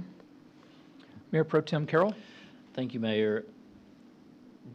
The reason we got to tonight is because you were already doing a lot of this stuff, and this is just sort of a validation that you are a model, and you have been working on this for years and years. And this really starts with the culture, whether it's originally with Kent and now Mike, and you have James and you have Aaron, and just on down. There is a culture of wanting to support this community and taking much, much pride in what happens around here. And I think that is applaudable, quite frankly, to care that much about this community. And I love it when I hear it, and I tried so hard to make sure to communicate back to your staff, when I hear from citizens that they had some interaction out there with you, and it's complimentary because you knew exactly what you were doing. Sometimes it's not sometimes tensions can be high because of whatever the situation is, because that means probably something is wrong somewhere.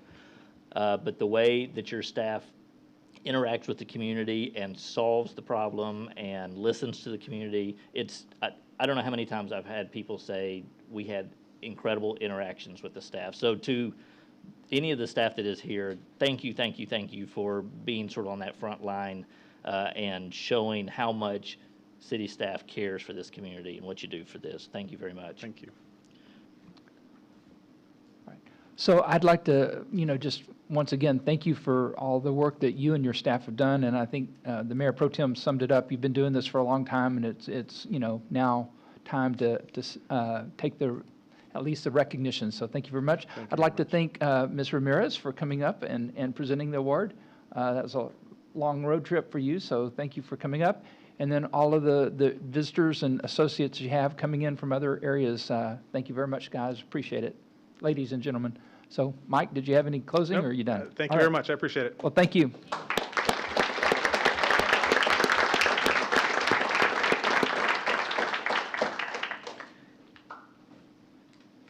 Mr. City Manager, we need to do one of these every meeting.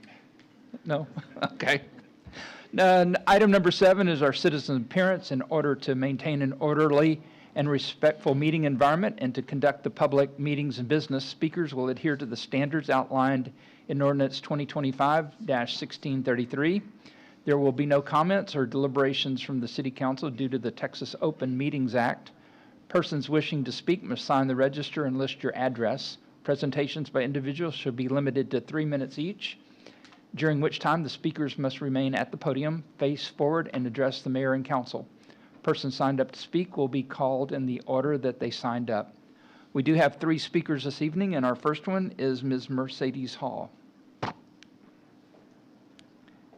Name and address for the record, please. Mercedes Hall, 483 Grace Lane, Coppell, Texas. Good evening, Mayor, councilmen and women, and our community. My name is Mercedes Hall, and I'm honored to serve as the charter president of the new Kiwanis Club of Coppell. Tonight, I want to share 3 exciting opportunities to serve, collaborate, and strengthen our community. First, our Kiwanis Club is growing, and we're accepting new members and nominations for board positions. If you have a heart for service and a desire to make a difference in the lives of our community and our children, we need you. Our club elections for the 2025-2026 year are this Thursday, September 11th, 6 to 7 p.m. at Metro Crest Community Church. I encourage you to join us, nominate a leader, or learn how you can play a part. For inquiries or nominations, message us directly at facebook.com/CoppellKiwanis. Second, I'm thrilled to announce that the Kiwanis Club of Coppell is spearheading a collaborative effort with the Coppell Rotary Club, Coppell Lions Club, Coppell High School Leo's Club, and our soon-to-charter Coppell High School Key Club for Celebrate Community Week, happening September 14th to 20th, 2025. This annual event unites service organizations to ignite relationships and make a lasting impact. This year, our focus is on health and wellness, with a special emphasis on mental health awareness and suicide prevention. Together, we're partnering with Reach Equilibria, a new student-led nonprofit right here in Coppell, dedicated to mental health awareness and suicide prevention. Hi, guys. Mental health matters, and as September is Suicide Prevention Month, this initiative couldn't be more timely. Through events, resources, and partnerships, we aim to break the stigma, spread awareness, and support teens and young adults in our community. I invite you to join us in this week of service and advocacy. Let's hashtag celebrate community and show that hashtag Coppell cares by coming together to make a difference. Finally, I'm excited to share that our Coppell High School Key Club is close to chartering. Key Club is the world's largest high school service organization, empowering students to lead with compassion and serve their communities. These young leaders are eager to get to work, but they need support from parents, educators, and community mentors to help them thrive. Here's how you can help. 1, join our Kiwanis Club of Coppell as a member or advisor. 2, support Celebrate Community Week by attending or volunteering at our events. Find us online. And 3, encourage and guide our Key Club students as they step into leadership roles. Together, we can make Coppell a place where every child has the opportunity to serve, lead, and belong. Join us Thursday, the 11th of September, 6 p.m. at Metro Crest Community Church. Message us at facebook.com/Coppell Kiwanis for more information. Let's build a better future starting today. Thank you for your time and your commitment to this wonderful community. Thank you for your comments tonight. Our second speaker is Mr. Eddie Haas.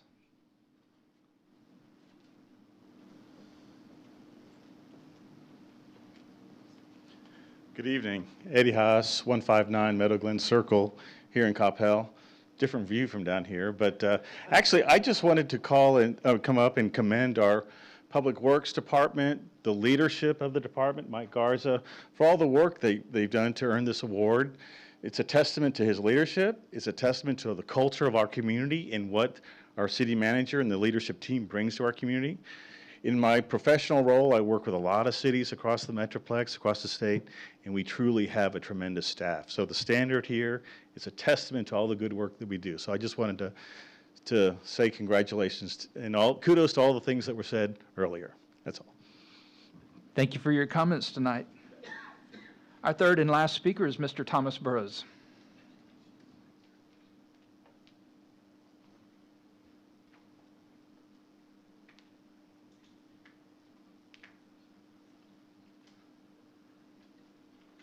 Thomas Burrows, 138 Windpage Drive. I checked this book out recently out of the library, and this page here, 48 Minutes Shine Mountain Complex, Colorado, which I actually worked in one time. This book was full of trash, absolute trash about nuclear war. As having a top secret extensive background investigations and working in this, I know a little bit about this. I was even inside the mountain, as we called it, on September 27th, 1983, when that Able Archer incident happened. Go look it up. Per our code enforcement, down at the bottom end of the town, the grass is all growing up. At salons on the creek, the limbs are around the stuff. The lights. In fact, there's a busted out light that's been there for 6 months. I've pointed it out numerous times to his assistant, and I guess nothing happens. Grass all over the place. Van Bever, the old car wash there, grass is this high, And last but not least, 2 weeks ago, or maybe it was a week ago, I was on a cruise. There was this person who's driving through Dallas, and this tree fell over, and now she's a quadriplegic. So happens that the tree is owned by a tree hugger person. And I grew up in East Texas, and I like trees as much as I can. Next to 7-Eleven, there's a tree with a big limb growing out over Sandy Lake. It's dead. I have turned this in 5 times that I know of. So I'm here to let it be known, it's on TV and all that stuff, that when that limb falls and kills somebody or paralyzes them, that you people all were informed of this. And I sure hope your civil liability is good, because, I don't know what happens when, what's happening with this person in Dallas that the tree fell over. The person that owned the tree said, oh, it's an act of God. Well, this is not an act of God. It's called negligence. The limb is up there. It needs to be removed. I would go cut the thing, except I'm scared I'd be arrested or something like that.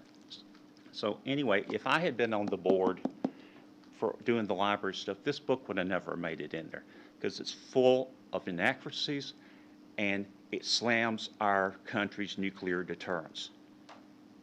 Not that most of you ever wake up every day and think about nuclear deterrence, but I did for about 4 years. Thank you. Thank you for your comments tonight. The next item on our agenda is our consent agenda. This is routine in nature and is generally enacted in a single motion. These items have been previously approved through the budget or past council actions. Any item may be pulled and considered separately. Full descriptions are available on the screen. We have had a request to pull item S separately, so we will consider items A through R. Council, are there any other questions or comments or other items that you would care to have pulled?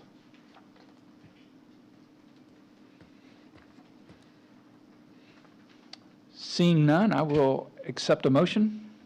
Councilmember Nevels. Thank you, Mayor. I move to approve consent agenda items A through R as presented. Thank you very much.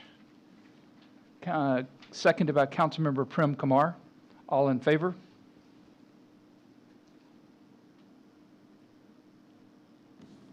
Walker and Ahosta Smith, Carol Nevels, Prim Kumar, Matthew Hill.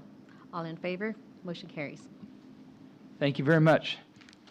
Now, item S is, I'd like to ask Mr. Hager to come forward. There he is.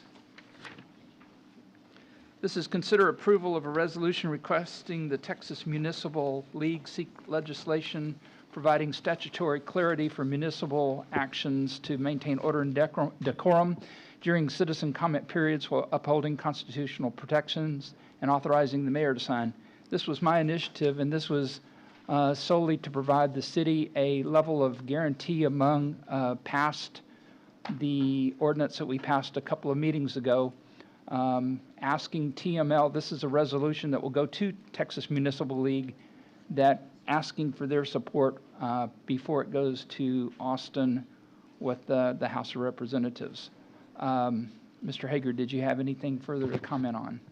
Mayor, as previously alluded to in discussions with the council, this item is only for the purpose of, I believe, to basically statutorily provide for the constitutional protections of reasonable place, safety type of, I want to say, time, place, and manner regulations. This forum is a forum of limited public forum, so the Constitution does provide in First Amendment protections that you have the opportunity to have reasonable rules and regulations regarding time, place, and manner.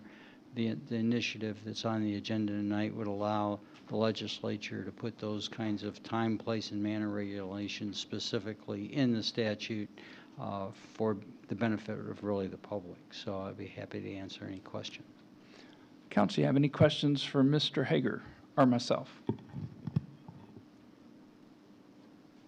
I will say that I have approached this resolution with other mayors in the area, including Louisville, Carrollton, Farmers Branch, Addison, and Plano, and they are all supportive and think this is something that would benefit them as well.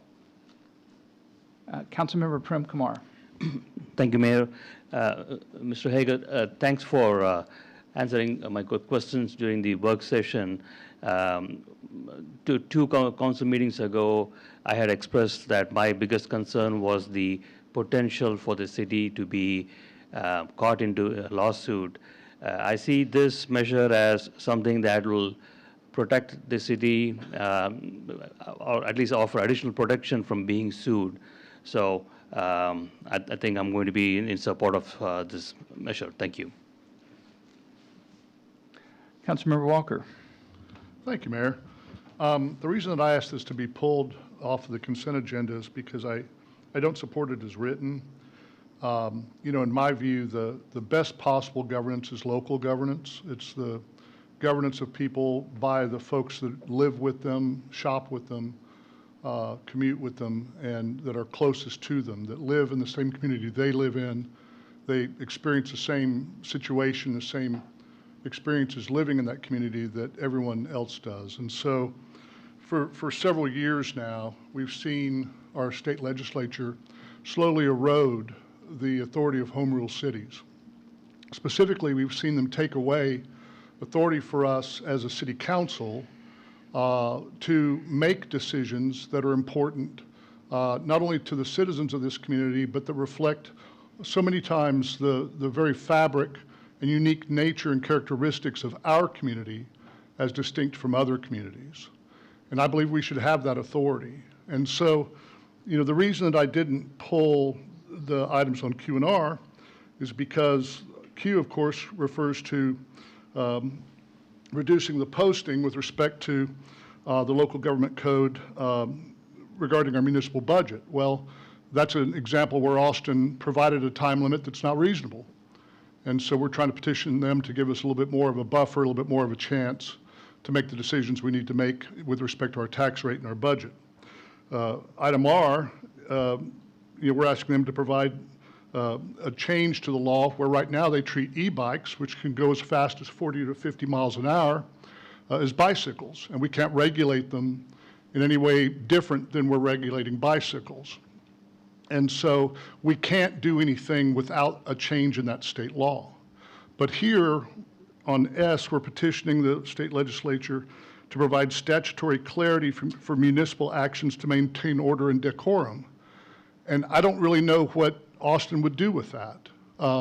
It's so nebulous and so vague that they could even decide to give even more restrictive type of more restrictions than we would want. And as a huge proponent of the First Amendment, I don't really favor any restrictions on citizens' appearance. I've sat up here just in the 2.5 years I've been on council, and I've listened to some speakers that I absolutely was appalled by what they said. I totally disagreed with it, but they absolutely have the right to say it. And with respect to the young people here from the high school and KCBY and the Sidekick, I think it's important that they get a lesson for just how valuable the First Amendment truly is. It's one of the most unique rights that any government has ever, allowed its citizens. The right to assemble, the right to petition for grievances, the right to speak your mind. It's the kind of thing that you haven't seen in any other country, not also, legally enforced within the context of a constitutional republic. So I don't really care to ask Austin for permission to do anything, and all I see them doing is constricting our right and our authority to govern this community in a way that is commensurate with what we know to be the wishes and desires of the citizens of this community, the people we shop with, the people we see every day. And the kind of arbitrariness that we get out of Austin with respect to the restrictions they're imposing on home rule cities, to me, is not constructive. And so I would not want to create a precedent now of petitioning them to provide us rules and guidelines that might very well infringe on the First Amendment, or that might just open the tap completely in a way that even we wouldn't want. So I think we're the best judge of that as to what happens at this podium, the second and fourth week of every month. And so for that reason, I oppose it and I'll vote against it. Thank you, Mayor. Mayor Pro Tem Carroll. Thank you, Mayor. Councilor Walker is way more elaborate or well-spoken than I am, but I would also be opposed to this one. We fight so often for Austin not to be more restrictive with us, and I hate to just walk up and hand them an opportunity to be more restrictive on us. And so I think it is a little bit inconsistent to choose this one to be more restrictive on when we fight all the time so often for them to quite frankly stay out of our business when it really relates to something that is happening in our community. So therefore, I will also be voting against it. Councilmember Matthew. Thank you, Mayor. Mayor, I have a question for you. We are asking the TML to lobby on behalf of us, correct? We're asking TML to lobby the state legislature on behalf of their member cities, which we are one. This will not be approved. This will not be automatically accepted by TML until the TML membership votes on it. So there's an intermediate step that occurs at TML. This will be heard at the annual meeting in October, and it will be voted on by the membership at TML at that time. If it passes, then TML will represent all of the member cities with this item. And so how many member cities are signing on to this as far as you know thus far? So it is our resolution, and when it goes to TML, I think TML's membership is 1,500 cities or something, so that will be represented either one way or the other by those 1,500. Okay. Are there any cost associated with them lobbying on our behalf? No, sir. Okay. Well, the only cost we incur is our annual membership to TML, which is just automatic for us. Yeah. Thank you, Mayor, for the explanation. I'm also opposed to this. A few weeks ago, we had a vote on this. Like other council members said, Council Member Walker and Carol, I do not like the idea of restricting our residents coming here and speaking their mind. It's freedom of speech, and I think I'm opposed to this resolution as well. Thank you. Councilmember Prem Kumar. Thank you, Mayor. I actually, Councilmember Walker, you were really clear and crystal, in describing that you're opposed to First Amendment infractions, and I'm the same way. I completely align with you on that one.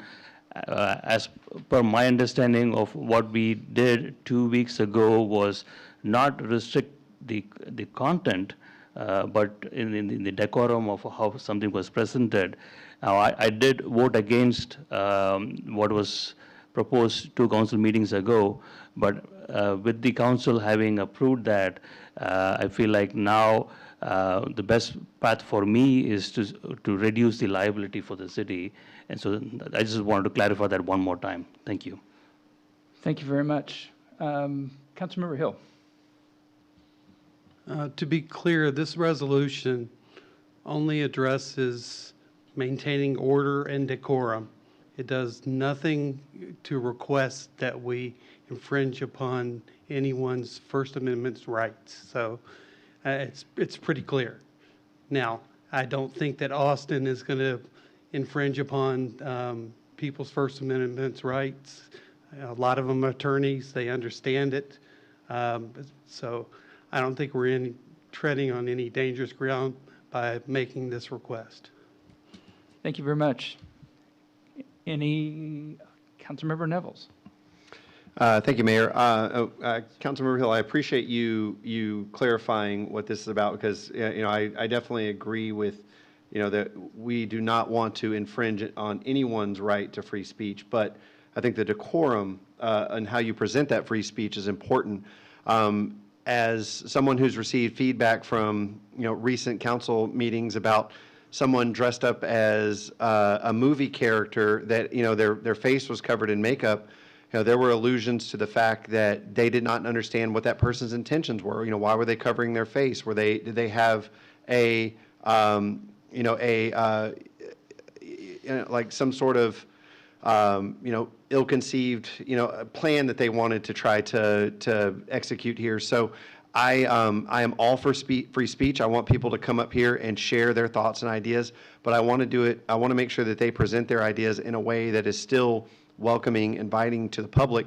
And as we had 2 ladies in the audience, they said, I didn't know if that person had a weapon on them or they were intending to hurt anyone. I want everyone to feel welcome when they come through these chamber doors, to feel like this is a safe place where they can observe government happening, observe us representing them, and not feel like that they have to look behind their shoulders. So that's why I'll be supporting this, because I do think that that we need to shore that up a little bit, and I would love to make sure that all municipalities across the state of Texas have that same sense of safety and security.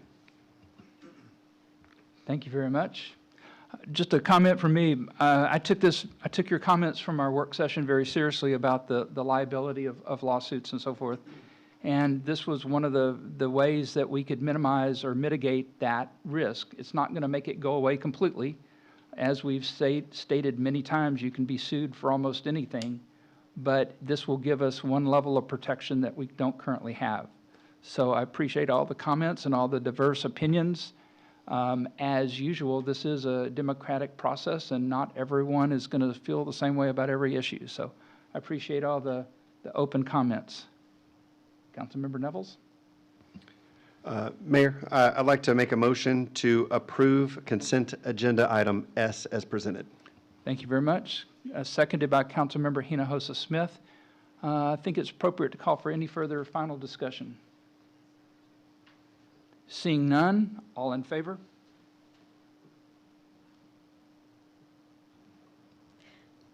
All in favor, Hinojosa Smith. Nevels. Prem Kumar, Hill. Thank you very much. Opposed? All opposed? Walker, Carroll, Matthew. So thank you very much for filling in tonight. You have, also state the nature of the motion? Motion carries. Thank you. We are dealing with a first time up here, so thank you very much for putting up with us. Council, thank you very much. Just this is comment concomitant to Councilmember Matthew. This will go to TML. It has to be heard by the TML. Well, first of all, the TML has to accept it. Then it will be heard by the membership in October, and there will be a vote on it at that point. If it is approved, then it would be presented as sponsored by TML at the next legislative session. So we're not, I mean, this is a whole process that we go through. So thank you for your consideration on this. Our next agenda item is a public hearing, number 9. So I open the public hearing and consider, I'll let Mary read this one into the record. Good evening, Mayor and Council. Item number 9 is a public hearing. It's consider approval of PD 223R2-C for Lot 12R to amend the detailed plan development to allow for a warehouse and distribution center for 100% of the floor area without any retail use for 1090 East Sandy Lake Road for a Goodwill donation drop-off only with a drive-through facility located at 1090 East Sandy Lake Road at the request of the property owner.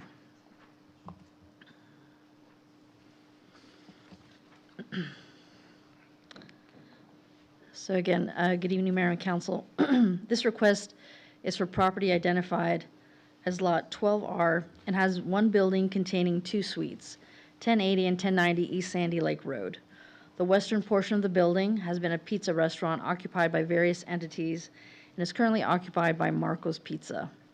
The adjacent suite on the eastern end of the building is addressed 1090 East Sandy Lake Road and is currently vacant. The 2,500 square foot portion of the building also contains a drive-through. The applicant is proposing to have a Goodwill donation drop-off only, where donations would be dropped off at the front parking area and via the drive-through. So as I mentioned, there is a drive-through lane. Proposed hours of operation are Monday through Saturday, 7:30 a.m. to 7 p.m., and Sunday from 10 a.m. to 7 p.m. There is a roll-up door at the rear of the building, identified in the red, where the Goodwill box trucks will pick up the items from this location and transport it to another location for sorting and redistribution to their retail facilities. And the yellow represents the storage area within that unit. So here are some pictures of where items would be stored in the wheeled containers, like shown in the photos, unless it's furniture or appliances that actually don't fit into those containers. They are proposing a sign. Minor adjustments will need to be made to the sign to make it compliant. That's something that staff will work with if this item is approved.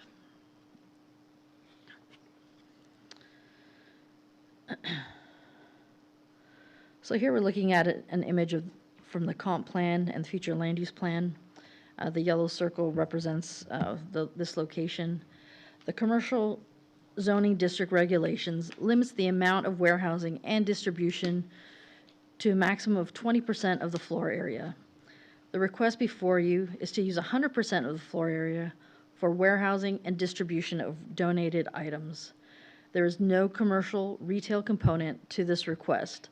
As explained in their narrative, items would be dropped off to the site, stored in the building, and then distributed at the main Goodwill facilities to be processed and finally to one of their retail locations. Now, staff has indicated to the applicant that the requested use is in line with property zoned light industrial, not commercial, and that staff would not support the request to convert this commercial site to one that does not provide for any retail or commercial uses and does not provide for the daily shopping, dining, and service needs of the residential neighborhoods as listed in the comp plan and shown on the screen. Furthermore, staff is concerned about illegal dumping and blight, as this can become a magnet for unwanted items, which in turn would negatively impact the area. For these reasons, staff is unable to support the request. Again, because this is a zoning change request, we did send out letters to property owners within 200 feet as required by state law, additional letters as courtesy notices within 800 feet, and received no responses. The Planning and Zoning Commission recommended denial of the request. The City Council will need a supermajority vote to approve this request. If the City Council were to approve the request, staff would request the following conditions. One, that there may be additional comments during detailed building review. 2A, that no outside storage of donations would be allowed. 2B, that no trailers, storage containers, or the like would be allowed. And C, that signs must comply with ordinance requirements. That is the end of my presentation, but the applicant is here and they do have a small presentation to give you as well. Do you have any questions before they do their presentation? Council, any questions for Ms. Perron? Thank you, Mayor. Councilmember Prem Kumar. Thank you, Mayor. Ms. Boswell, in the neighborhood, is there any other property that is zoned light industrial? Not in this area that I'm aware of. Thank you. Any other questions? Sir? Give us your name and address and... Yes, sir.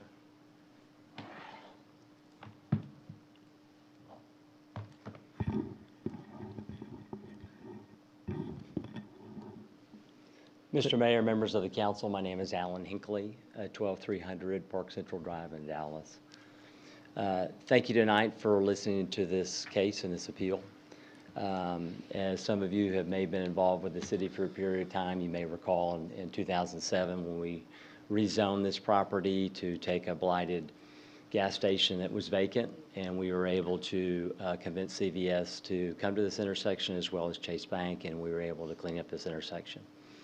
And so I wanted to take a minute to just give you some background on Goodwill Dallas. And I think it's important to understand the distinction. So each of the Goodwills is different. They're independent. So Goodwill Dallas is an independent, separate entity that serves just the Dallas area. And I just want to stay with you some of the background. They've been serving Dallas for over 100 years. And 92 cents of every dollar supports their employees and your training. Mira, do you mind changing to the next line? And I think what's important is they have a new CEO that came from Neiman Marcus. He is driving change at this location, and so they're going to open 20 new locations that are the express drop-off.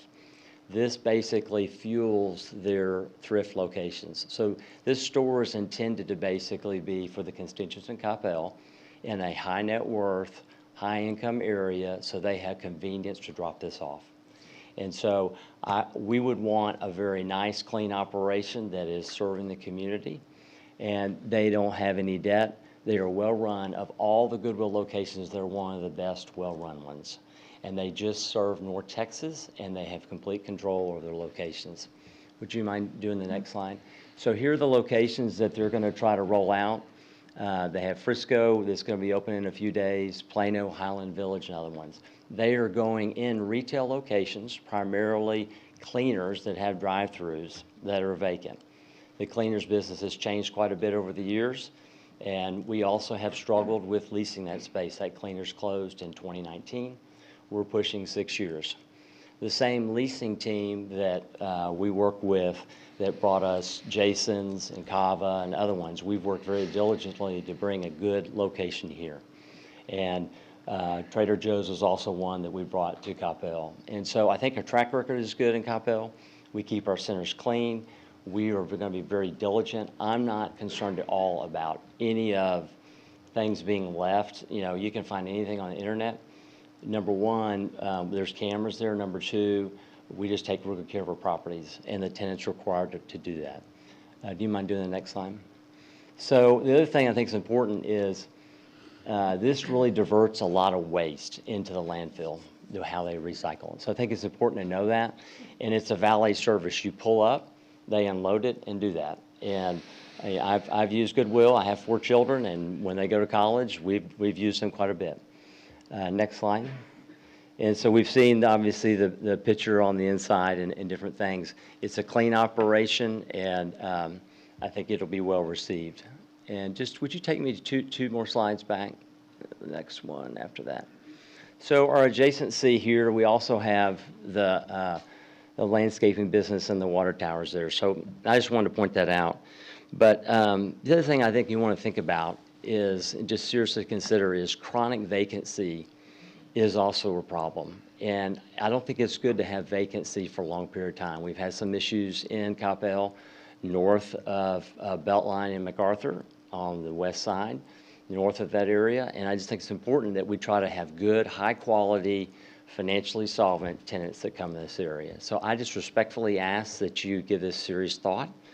I'm grateful for your service, and just appreciate it. Respectfully, we would ask for approval tonight. I also have the Director of Goodwill here tonight if you have any questions. All right. Thank you very much. Council, do you have any questions or for Mr. Hinckley? Councilmember Hinojosa Smith. Thank you. Good to see you, sir. It's been a while. I'm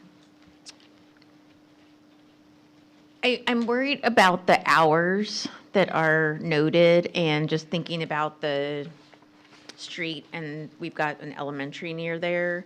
So do we have any idea as far as, like, when do drop-offs usually happen? I don't know. Maybe she's ready to, like, check. That would be really helpful just to understand, because I think it's 7 to 7. Is that what it was? Yeah, it's 7:30 to 7 p.m. And Okay. so they happen pretty much all throughout the day. When I worked at the donation center in Mockingbird, we didn't have many people in the mornings. Most of it happened around noon-ish, but it'll depend on the location for sure. But it's typically lighter around opening and around closing. Okay. Could you, excuse me, could you identify yourself, please? Yes, Mackenzie Marinovich, 4320 Fairfax in Dallas. Thank you. Is this is this in addition to a location that already exists, or y'all like replacing a location that exists? Because I'm trying to figure out, like, when we think of traffic in this area. No, so this is not replacing any location. In addition to? We go back to that slide where we're opening all the other ones. This is a new effort by our CEO. So we have a location in Carrollton, which is just north, that we're going to be opening. But other than that, these are all new. It's a new concept for us, so we're excited. Okay. And then how many people do you usually have working there at any given time? I presume like working and volunteering. Yes, so we usually have 1 to 2. We have 1 person in the morning and 1 person around closing, and then there'll be 2 people throughout the busier hours in like the afternoon. Okay. And then is part of their role to also, like, we know that people will drop things off even after hours, so are they also like monitoring the outside and making sure that all of that is picked up? Yes. Okay, gotcha. Okay, that's all for now. Thank you. Okay. Appreciate it. Thank you. Any other questions? Mayor Pro Tem Carroll. Thank you, Mayor. Real quick, can you say again how this location was chosen rather than a location that's actually zoned for this type of operation? Yes, so we find that all of our donors want to give back, but they only want to give back if it's convenient. Otherwise, it sits in your car for days. Right. That happened to me when I first moved here out of college. I had bags and bags in my car, and I just did not go until I finally found one that I drove by. So we like having it in retail areas because it's convenient to our donor, and we find that it's just it's the most convenient place, and they're already running errands, so why not do this on their way to the cleaners? And some of the other cities that have already approved them, they're in retail areas Yes, rather than inappropriately zoned areas? They're 100% in retail zoned areas, every single one of those. Okay. All right, thanks. And they're not industrial. Councilmember Nevels. Thank you, Mayor. So if I heard you correctly in your presentation, I believe you said was it the Frisco location that's just going to open in a couple of days? Yes, probably a few weeks. We're waiting on Few weeks? signage. Okay. Yeah. Oh, no worries. So you said this concept is a newer concept, correct? Yes. Okay. So do you have, I guess, if this is a newer concept, so we don't have any like, I guess, data or anything about like how these fit into commercial areas and what like our, the neighboring businesses think about this concept and things like that. Do you have any kind of data or studies that show how these fit in like otherwise commercial zones? Does that make sense what I'm asking? Yeah. It is. It is. So I think it's hard to quantify because just like when you drive by centers, right, people are looking for certain uses. Mm-hmm. And I think in Coppell, y'all make the distinction because of the inventory sizing that it needs, falls in light industrial. Some other cities don't have that situation, which is why we're here. But from our perspective, it walks and talks kind of like retail. Obviously, you're not selling anything. By code, we could probably put a thrift store here if it was retail. It's just the demographics aren't correct for one of those thrift stores. So the whole purpose is to serve Coppell, not bring people to it. It's to serve Coppell so those donations go to the Dallas stores. Excellent. So, but just to kind of go back to my original question, but we don't have any like data to see like how is this concept been explored in other areas of the country or anything like that? That's kind of, So this beautiful location, which is my favorite, is actually in Atlanta. okay. And it's just down the street from where my mom lives. And it's incredible. This is what I aspire ours to look like. So it's a good snapshot of them. I don't have any data per se of what has come of these, but I do know that the higher the income area, the more donations that we get. Excellent. All right. Thank you so much. I appreciate it. Councilmember Matthew. Thank you, Mayor. Question for Mary. Do we have any donation center in Coppell using retail space? Not that I'm aware of. So I will say, right. So based on our definition, which only allows for 20% of warehousing, this type of use wouldn't be allowed in the retail centers. So that's why they're asking for the PD condition to allow the 100%. But by ordinance and also by our comp plan and land use plan, it does not fit, and that's why staff is not supporting it. Do we have any store non-retail, donation places non-retail? Not that I'm aware of. Someone else may know. So this will be the first one, if, Of a store, yes. okay. And I see it was a denial from PNC 4-2. What was their sentiment? I didn't watch the video.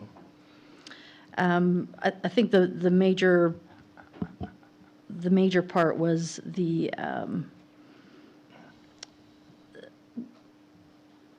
donations and creating potentially the storage or outside blight, because it is one of our main intersections in town.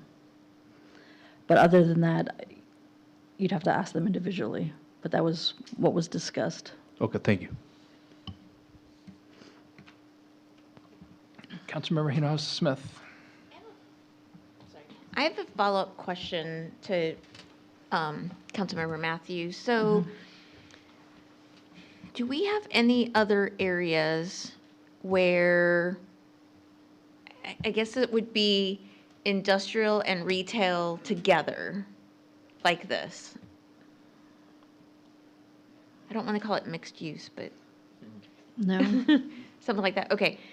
And then here's my other question. If this were to be approved, right, and therefore this particular area would be zoned industrial while it's not zoned, we're not trying to zone it industrial. What would we zone it? I'm sorry. So it's modifying the amount of warehousing that is allowed within that commercial district for that address. Okay. And where I'm going, so thank you for that clarification, because where I'm going is, I always think about highest and best use of an area, right? And then also thinking about we want you to be successful, but let's just say that it gets approved and then they decide to move somewhere else, right? Then that particular space will be used. Has that zoning on it. The zoning is different, right? Correct. So, okay. Because the zoning stays with the land. With the land, right. That's Yes, what I ma'am. kind of want to think about and what that does to that particular piece. Okay, thank you. Council, any other questions? Let me go to Mr. Hinckley, you wanted to address my question. Yeah, I think it's an excellent question. Good. And from the owner's perspective, it's tied to Goodwill. We have no interest whatsoever in changing that. To me, if Goodwill goes away, you could make the PD subject to that tenant. Gotcha. Thank you. And I actually do have another question for y'all. I know that there are other areas where in Coppell that you can drop off for Goodwill. I think there's like bins, are there not? Yeah, I think there is. There's people that are shaking their head, yes. I thought there were like in parking lots and other areas. Those do not belong to Goodwill Industries of Dallas, no. Oh, they're not Goodwill. Okay, well, there you go. I was going to say, because my question was, would this then replace that? And so, okay, where's the next closest location to Coppell right now that y'all are located? To the map. Is it Carrollton? It will be. We're negotiating that lease right now. Okay, gotcha. Okay, thank you. I just want to make a clarification that zoning, unless you go and rezone it, that zoning would stay there. You can't just make it subject to the Goodwill being there. Right, and that's what I wanted to confirm. Thank you. Sorry. All right. So thank you very much. Appreciate your Thank you. input. We had no, the next item is comments or persons signed up to speak. We had nobody signed up to speak against this. So that puts it back on the council for comments and questions. Councilmember Walker. Thank you, Mayor. Yeah, I mean, obviously Goodwill's done an awful lot of good for an awful lot of people for a very long time. And I don't question that at all. It's a wonderful organization. But to me, this is too much of a square peg in a round hole problem. You know, that's one of our main streets coming in to town. CCA has a drive-through, but it's just north of town and it's in a light industrial district. And then I just don't think that a PD allowing for a light industrial use effectively with respect to the warehousing percentage is appropriate for what, in my opinion, is a purely retail space. It's next to a pizza place, it's next to a CVS, it's next to a Chase branch and a donut shop. So I would be opposed to putting this type of operation in because it requires this particular PD and because the PD would remain with the property if the individual or the entity that owns that property was to sell it while Goodwill was a tenant. And if Goodwill was to leave, then the PD would remain. And we would then require the new owner to come in to a large extent and then request the PD be changed. And I don't know that that would happen once we let it go light industrial as a practical matter. So I value Goodwill's contributions. I value everything they've done for our society and our culture all these years. I just don't think this is the appropriate location for this type of land use. And for that reason, I'll be opposed to it. Thank you. Councilmember Hill. Thank you, Mayor. You know, this is one of our main entrances to the city. Several years ago, P&Z made an exception at the nursery, allowing them to decrease the parking in the front. And now it's just junked up with stacks and stacks of soil. So, you know, the next thing we're going to have, you know, potential accumulation of unwanted items that are going to build up after hours, on Sundays, and become a blight on that corner. And I think it just makes a really bad precedent to continue this and allow this this type of use in that space. There are lots of locations throughout the industrial section of town where they could put this. I do support it. I drive to MetroCrest quite frequently and make my drop-offs in Carrollton. I mean, if people have things, they will go and donate them. So I don't think it's appropriate right there in that retail center. Thank you. All right, thank you for your comments. Any other comments or questions by the council? Do you have a question? Comment. Councilmember Hinojosa Smith.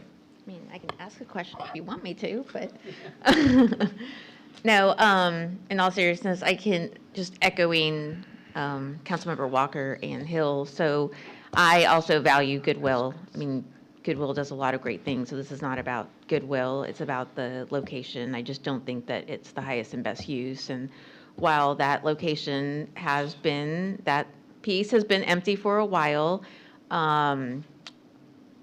sometimes we just have to wait for the right use in that particular space. So I worry about traffic. I worry about people dropping things off, and again, it is an entrance of our city, and so I want to be thoughtful of that. And so with that said, I will be opposing this. Thank you for your comments. I'm going to go ahead and call for a motion with a reminder or a polite request to make the motion in the positive, regardless of how you are going to vote on the agenda item. So with that being said, Councilmember Nevels. Thank you, Mayor. I move to close the public hearing and approve Agenda Item 9 with conditions as presented. Thank you. I have a second from Councilmember Hinojosa Smith. All in favor?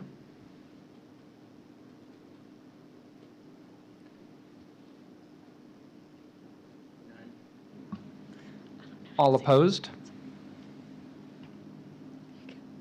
Walker, Hinojosa Smith, Carroll, Nevels, Precamore, Matthew, Hill. Motion denied. Thank you very much. All right, item number 10 is a public hearing, so I will open the public hearing and consider approval of PD 286R-R, a zoning change request from PD 286-R to PD 286R-R, a new detailed plan development revising a current plan development of 286 retail to allow a detailed plan for 2 retail restaurant buildings totaling 16,755 square feet on 2.45 acres of property located on the northeast corner of South Denton Tap and the dark right-of-way. Ms. Mary Perone Boswell. Mayor and Council, this is item 10. So this property has been zoned retail for retail uses for the last 40 years. In 2017, a PD was approved to allow for 2 retail buildings and associated parking on this irregularly shaped property. The site backs up to a sloped area with a creek and floodplain. This revised plan still proposes 2 buildings with a slightly different configuration. There are 3 proposed driveways onto Denton Tap Road, one that is split between the Growit property to the north, one in the center that is at a median opening, and one along the southern edge of the property. Both buildings are proposed to have retail and restaurant uses, with the northern building also having a small outdoor patio area. The first requested exception is to allow patios under 500 square feet per building to not require additional parking. Anything over 500 square feet will need to be parked. They are currently showing a 414 square foot patio area, which would be impacted. This variance has been requested and granted with other projects such as Victory Coppell. The buildings will be offset from the road with an access easement in the front yard. The parking is located behind the buildings. The northernmost building is proposed to be approximately 10,206 square feet, and the southernmost building, 6,549 square feet.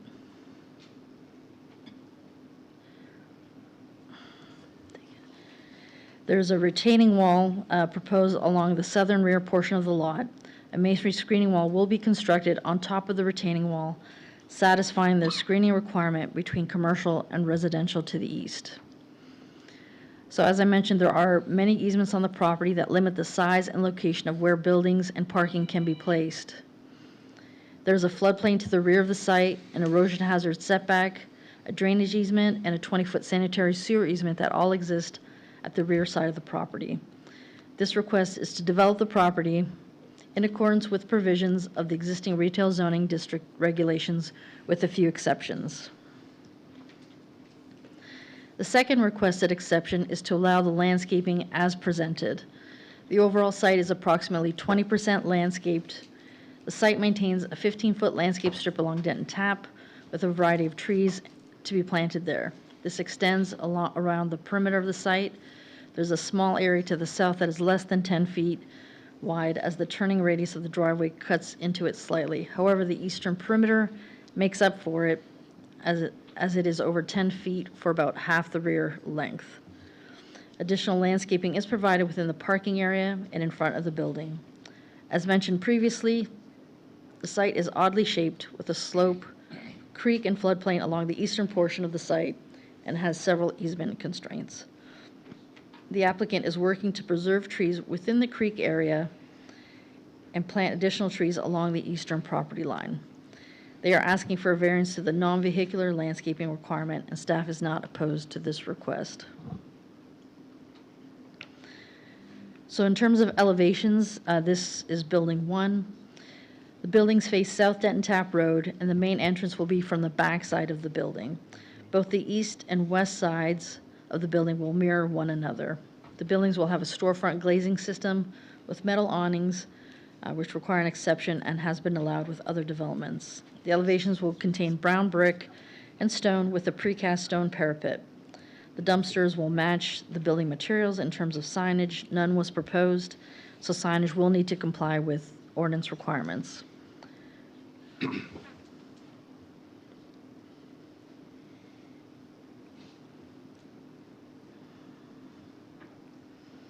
Technical difficulties.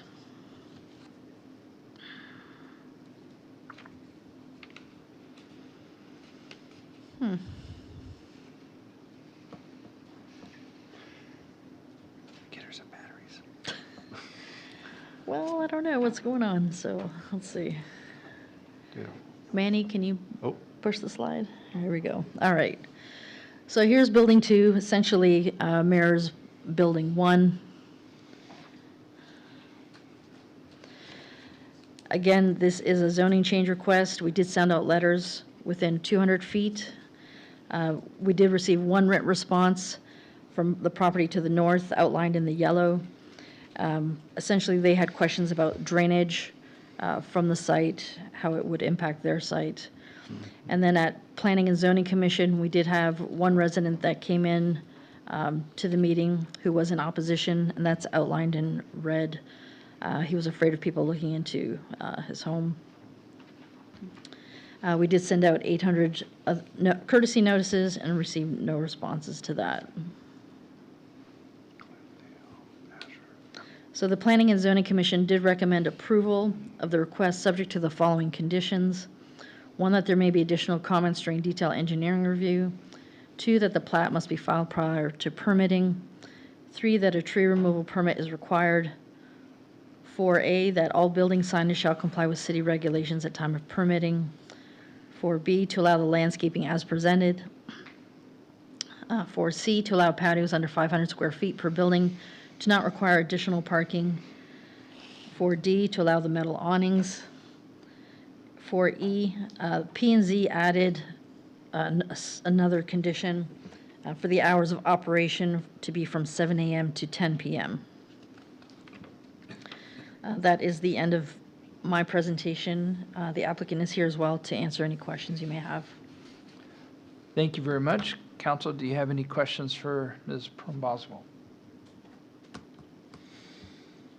Councilmember Walker. Thank you, Mayor. Mary, with respect to the signage, did they indicate it when they were before P&Z that they just haven't devised a sign or come up with a sign, or are they planning on having a sign, or, I mean, was there anything said about that? Sorry. They just didn't have anything designed at this point in time. So once they have, I believe, tenants, that they would look at signage. They are proposing a monument sign, Okay, okay. but there's nothing that was provided to staff to review. And then was anything done to address the drainage concerns of the adjoining landowner with respect to the difference between the grate and the curb? Right, so I have Drainage. engineering staff here to answer the drainage questions. Mr. Garza from staff will answer that question. Good evening, thank you. Yeah, so we haven't received detailed engineering plan review, but once we get the detailed design, we will enforce our ordinance, which requires the site to pick up all drainage runoff prior to exiting their site to another site. So we will ensure that they have the proper drainage related to storm drain inlets, whatever type that may be, to pick up all the runoff. Thank you, Mr. Garza. And that was referencing the east side of the property, correct, on the Denton Tap side? Correct. So currently, the site essentially drains from south to north. From half of the site drains from south to north, and then the other half drains kind of south to northeast towards the little tributary that's back there. And so all that runoff that runs to the north is going to have to be collected prior to reaching the neighboring property. It'll be picked up and then discharged out towards the creek. Is there a potential to drain it off towards the west side, I'm sorry, toward the east side, where it would drain down toward the creek? Yeah, that's the intent, is to pick up any drainage and then discharge it to the east. Okay. Yep. And it's possible to design that parking lot to accomplish that? Yes, sir. Okay, thank you, Mike.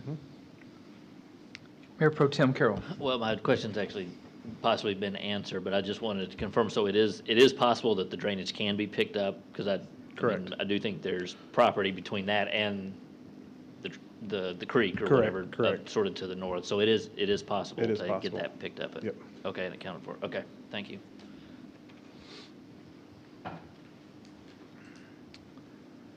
Council, any other questions? This is a public hearing, and so persons wishing to speak during this public hearing must have signed the register and list their address. You will be called in the order that you have registered. Public hearings are limited to 5 minutes per speaker. We did have one speaker signed up to speak on this, and that's Mr. David Flesher.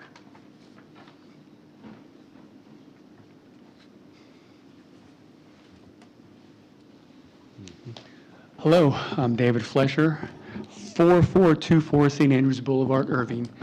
So first of all, I want to say thank you also, council people and the mayor, for taking time to do this twice a month. I couldn't believe you guys do it twice a month. So I just want to say I'm thrilled to have a neighbor. We've been there 17 years, so I'm really excited that we can have someone that can bring people, and I think we'll use both businesses. My main concern was the drainage. And it looks like we've addressed it quite a bit there. It's music to my ears, because I think I sent a video. Were you guys able to see that video? I mean, it's a waterfall just coming through our land when it rains. So I'm just concerned how they do that 4-foot drop, because it's about a 4 to 5 foot drop, without messing with the elevation to our property. So it's an easy transition. So it's going to be very interesting to see how that is on drawing. So I did have our engineer look at it, and he did have a couple questions about, he wanted to see the final drawing. So I don't know the process of this. Does it, the final drawing get approved first before it gets approved through city council? Or does the city council approve the plan and then the fine tuning goes along with the drainage and the permitting? Because I would like to get, I mean, before everything gets approved, I'd sure like to have my engineer looking at the drawings also and make sure it's going to not impede the runoff onto our property. And when we do sell the property, it's not going to impede that new owner. So I'm not sure, Mary, I'll defer to you. So That's tonight, fine. we're looking at the zoning. If the zoning gets approved, then they'll move forward with full engineering construction documents, and that gets reviewed at a staff level. Unless they're asking for some type of variance, council doesn't see it again. It has to comply with all our requirements. And so staff will look at it, approve it, and then they can begin construction. So would we have any say in that, if the elevation is going to impede our trucks going to the back and through the shared easement? I just want to make sure the elevation, because it's a 5-foot drop, and I'm going, how are they going to divert that water?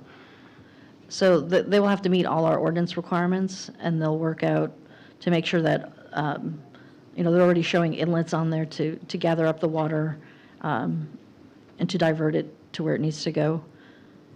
You can talk a little bit more with staff and how your site matches what they're looking to do. But essentially, when they look at it, they look to make sure that when it's developed, it's going to be better than what's there Yeah, currently. I love that. That's it right there. So I think we can both thrive there. So that was my only main concern. Are we going to be able to see the set of drawings when they're done? So I can show my independent engineer to look at it also? So the drawings aren't available for viewing until they're finally approved. Wow. So I don't have any say then. So they're going to get approved where I can see them. Well, it's not your property, so it has to comply with our requirements and staff, and I'll let Mike come and answer some more specific questions. Yeah, it would impede our property if it's not done correctly is my main concern. I think I do have a right with that, where I can't have water from another property owner come into our property and impede it. And, yeah, So that's correct. Our ordinance doesn't allow for drainage to run onto adjacent property. So as we review the plans, we will go through the design criteria and make sure that they follow our ordinance. And there will be opportunity. You can come in and visit with us to look at the plans. As it usually goes through a couple of iterations of review time, and so we'll review them. It usually takes 2 or 3. We'll verify that the drainage criteria meets our ordinances, and we'll give you the opportunity to look at them. Councilmember Walker. Thank you. Since I've got Mr. Garza up here, is there anything about the other easements on the east side of the property that would affect the engineering design of the drainage? No, there's a tributary that runs along that north-south that eventually discharges into Grapevine Creek. I believe there's drainage easements for that so that the conveyance of the creek can run north-south. So any work, any development that occurs on this site will be contained on their site, and nothing will be impacting the neighboring site to the north. So everything has to be contained on site. The only difference is there is a shared access driveway that's been platted that runs east-west. So there'll have to be some shared agreement between the property owners if there's anything done to the driveway, is my understanding based off the agreement from the original shared access. Is the PD subject to that agreement being reached? That's a question related to the shared access. I'm not a PD, but is this particular? It's already existing. That easement is already existing. Okay, Yeah. so that access is already based on an easement in place? Right, that's an existing one. Okay, sir. okay, thank you. Question answered. Any for me? No, sir. I don't at least. Thank you. Thank you very much. Council, any other comments, questions? Mayor Pro Tem. Is this all speculative property? Are the retail centers and everything, is it all spec? Or are they already leased, or? It's all spec? Okay, all right, thank you. They're nodding yes, speculative. Council, any other questions? Seeing none, I'll call for a motion. Councilmember Prem Kumar. Thank you, Mayor. I'd like to propose that we close the public hearing and approve item 10, subject to the PD conditions. Thank you very much. Do I have a second? Councilmember Hill, all in favor?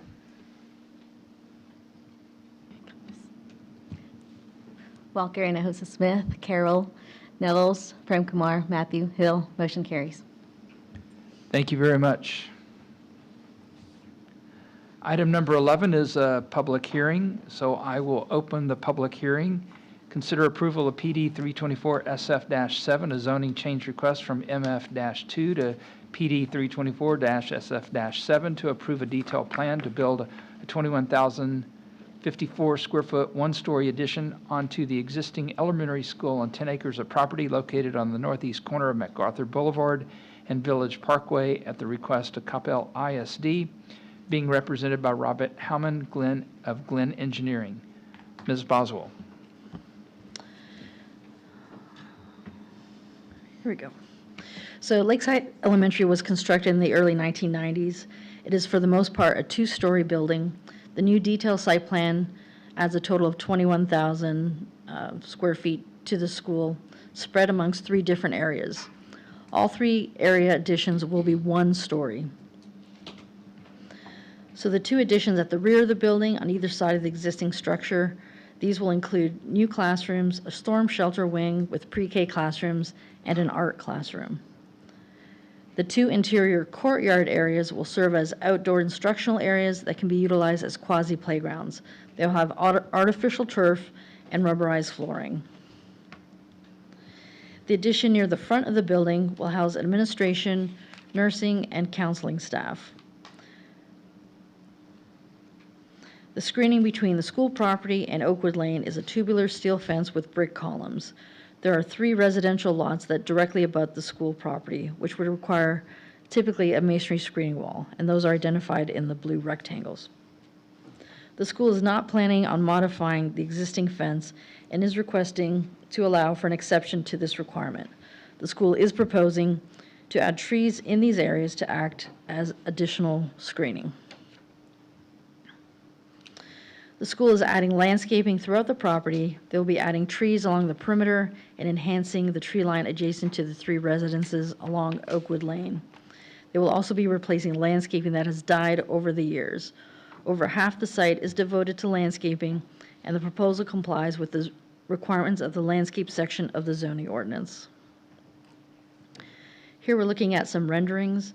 The proposed addition has been designed to be integrated into the existing building design and not to look like an awkward addition. The bricks to be used will match the existing brick on the building. The 2 additions to the rear, as mentioned earlier, will be 1 story, and the 3rd addition near the front of the school will also be 1 story. They're also proposing a new monument sign with cast aluminum lettering along Village Parkway. Again, this is a zone change request. We sent out 47 letters within 200 feet, additional courtesy notices within 800 feet. We received 8 phone calls just essentially asking what was going on, basically telling them that it was an addition to the existing school. The Planning and Zoning Commission recommended approval of the request subject to the following conditions. 1, there may be additional comments during the detailed engineering review. 2, a final plat will be required to show the fire lane. 3A, all signage shall comply with city regulations unless specifically requested and granted.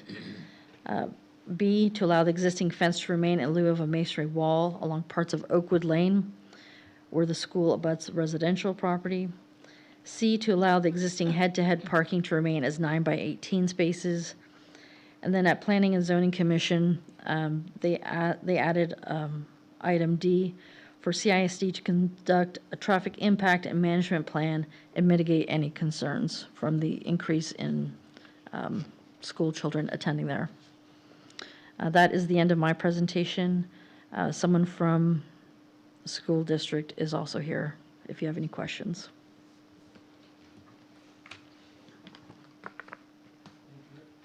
Thank you very much. Council, do you have any questions for Mary?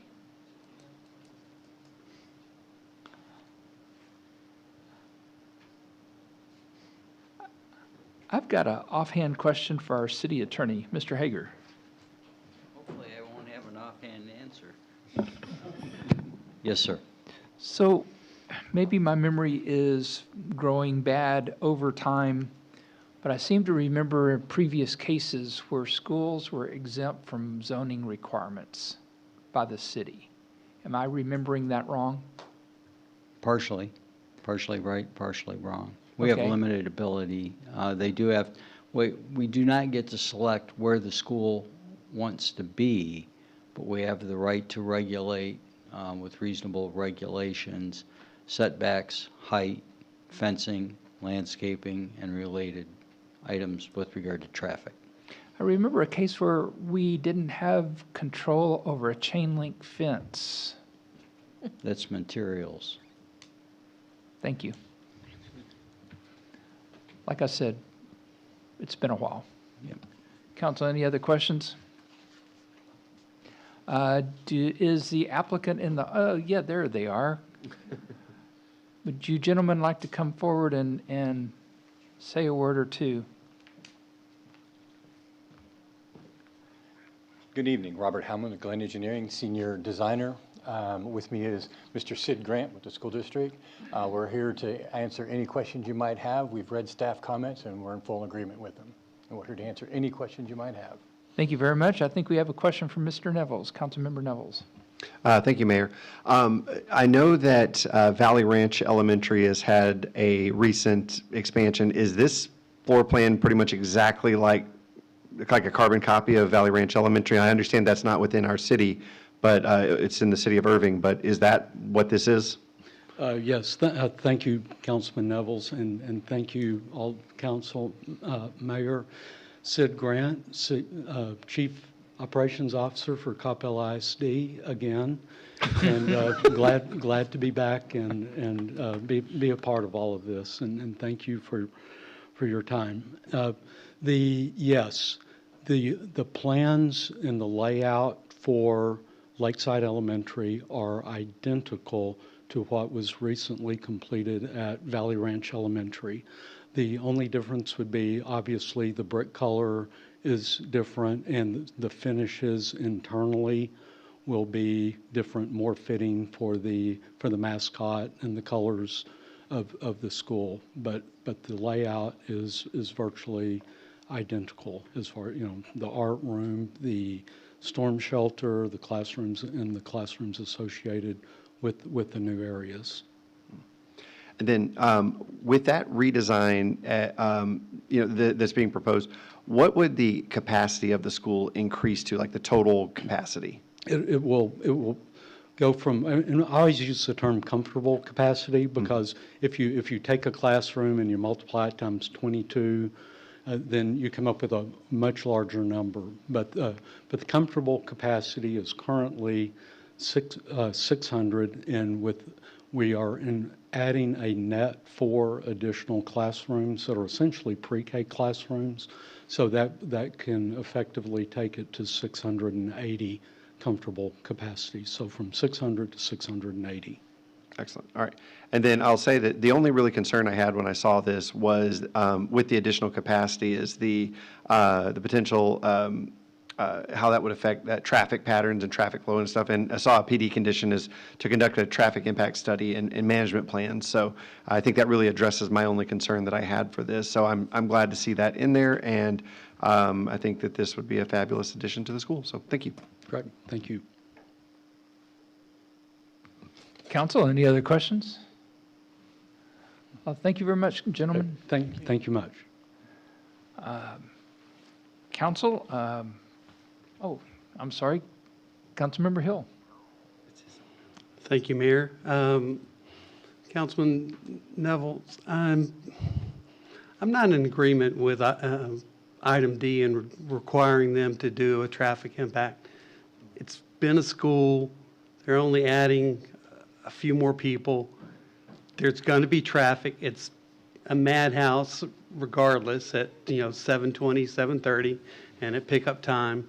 So I think it's just asking the school district to spend more money that's unnecessary, especially in these times where we're, struggling so much with funding. So I don't think we need item D.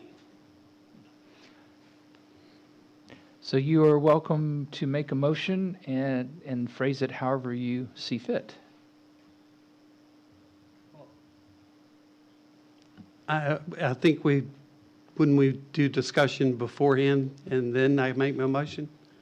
Well, actually, we were open for discussion now, and you were the only one that had any discussion, so I think we're, Okay. I think I'd we're like ready to for a make a motion. motion to close the public hearing and approve item number 11. 11, thank you, with all the conditions listed except item D. Thank you. So that would be items 1, 2, 3A, 3B, and 3C. I have a second from Councilmember Hinojosa Smith. All in favor? Oh, I'm sorry.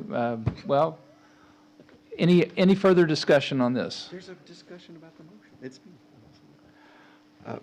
Mayor, just a quick question. Mayor, question. Councilmember Nevels. Oh, thank you, Mayor. Sorry. Mayor, was that a staff condition or was that a condition that was added on by our P&Z? P&Z, sorry, P&Z added that condition. P&Z added that condition. All right. Can I ask, does staff have any concerns about the traffic impact? Not at this time. Okay, excellent. I just wanted to ask, so thank you. Councilmember Prem Kumar. Thank you, Mayor. Maybe this question is for the CISD. Your questions need to be among the council at this point. All right. I don't know who to direct this question. Does anyone have an estimate of what that cost of traffic impact and management plan would be? Mary? Okay. I'm sorry, that would not be in our purview. Okay.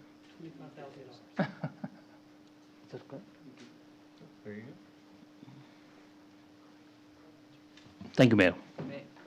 Mayor, you're allowed to ask a question.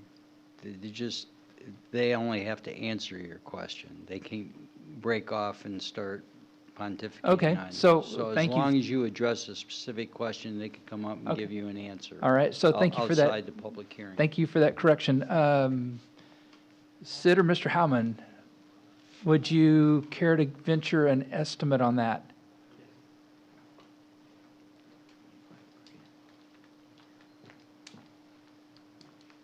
Generally, we're seeing that the traffic impact analysis of this such would run between $18,000 and $20,000.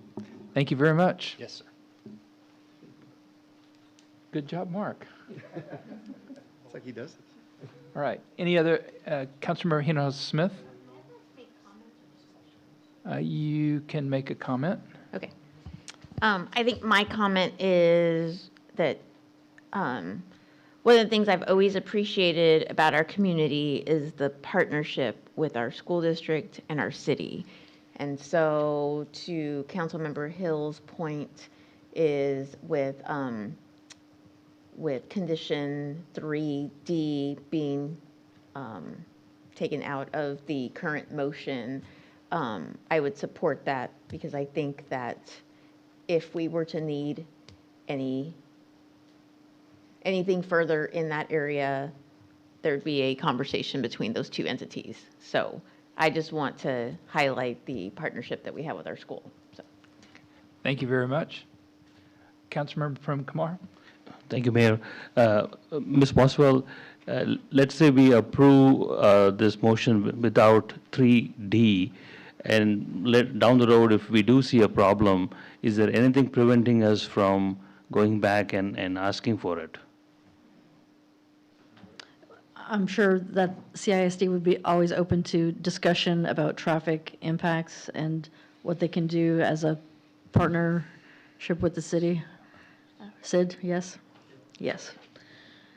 So, at P&Z, they did discuss, where they could probably have, instead of one loop, using both loops to mitigate traffic. So they are looking at it themselves, regardless of what we're going to do.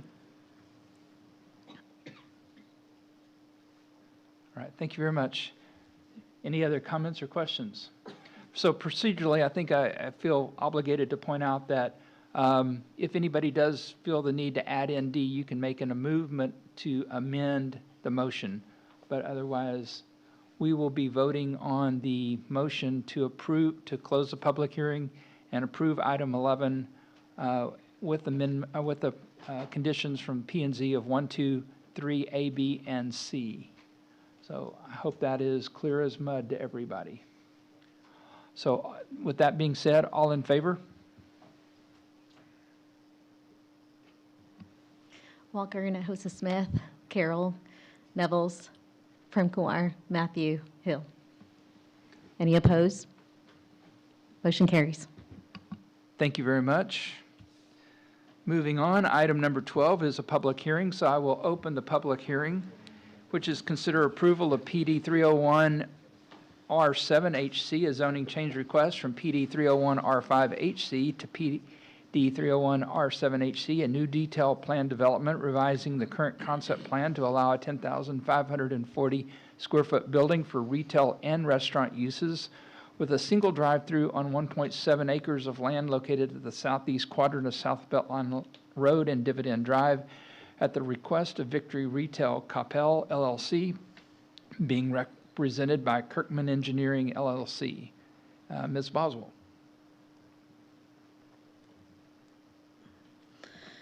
Okay, so this 1.7 acre tract is located along the east side of South Beltline Road, just south of Dividend Drive. So this request increases the building size from 9,095 square feet to 10,540 square feet and removes the second drive-through. The increase in the building size is what necessitates the PD zoning request.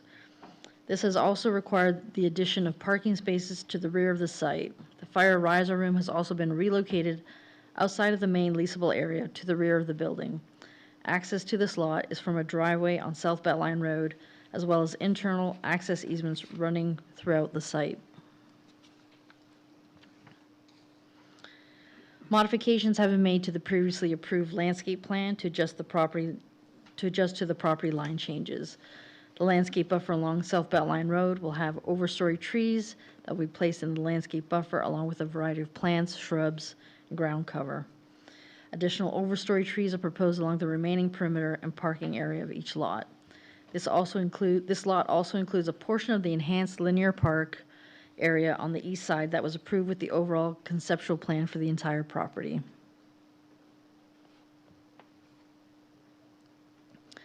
So here we're looking at the elevations. Essentially, the design elements for the building remain the same as previously approved. The overall concept plan has common design elements, colors, materials. On this building, there are 2 different bricks to be utilized. In addition to the brick, the facades will be a combination of stucco, nichi-ha, and architectural panels with metal coping, canopies, as well as glazing. So this is the west and north elevation, and then we've got the eastern and southern elevation. Again, we sent out letters within 200 feet, as required by state law, additional courtesy notices within 800 feet, and we received no responses.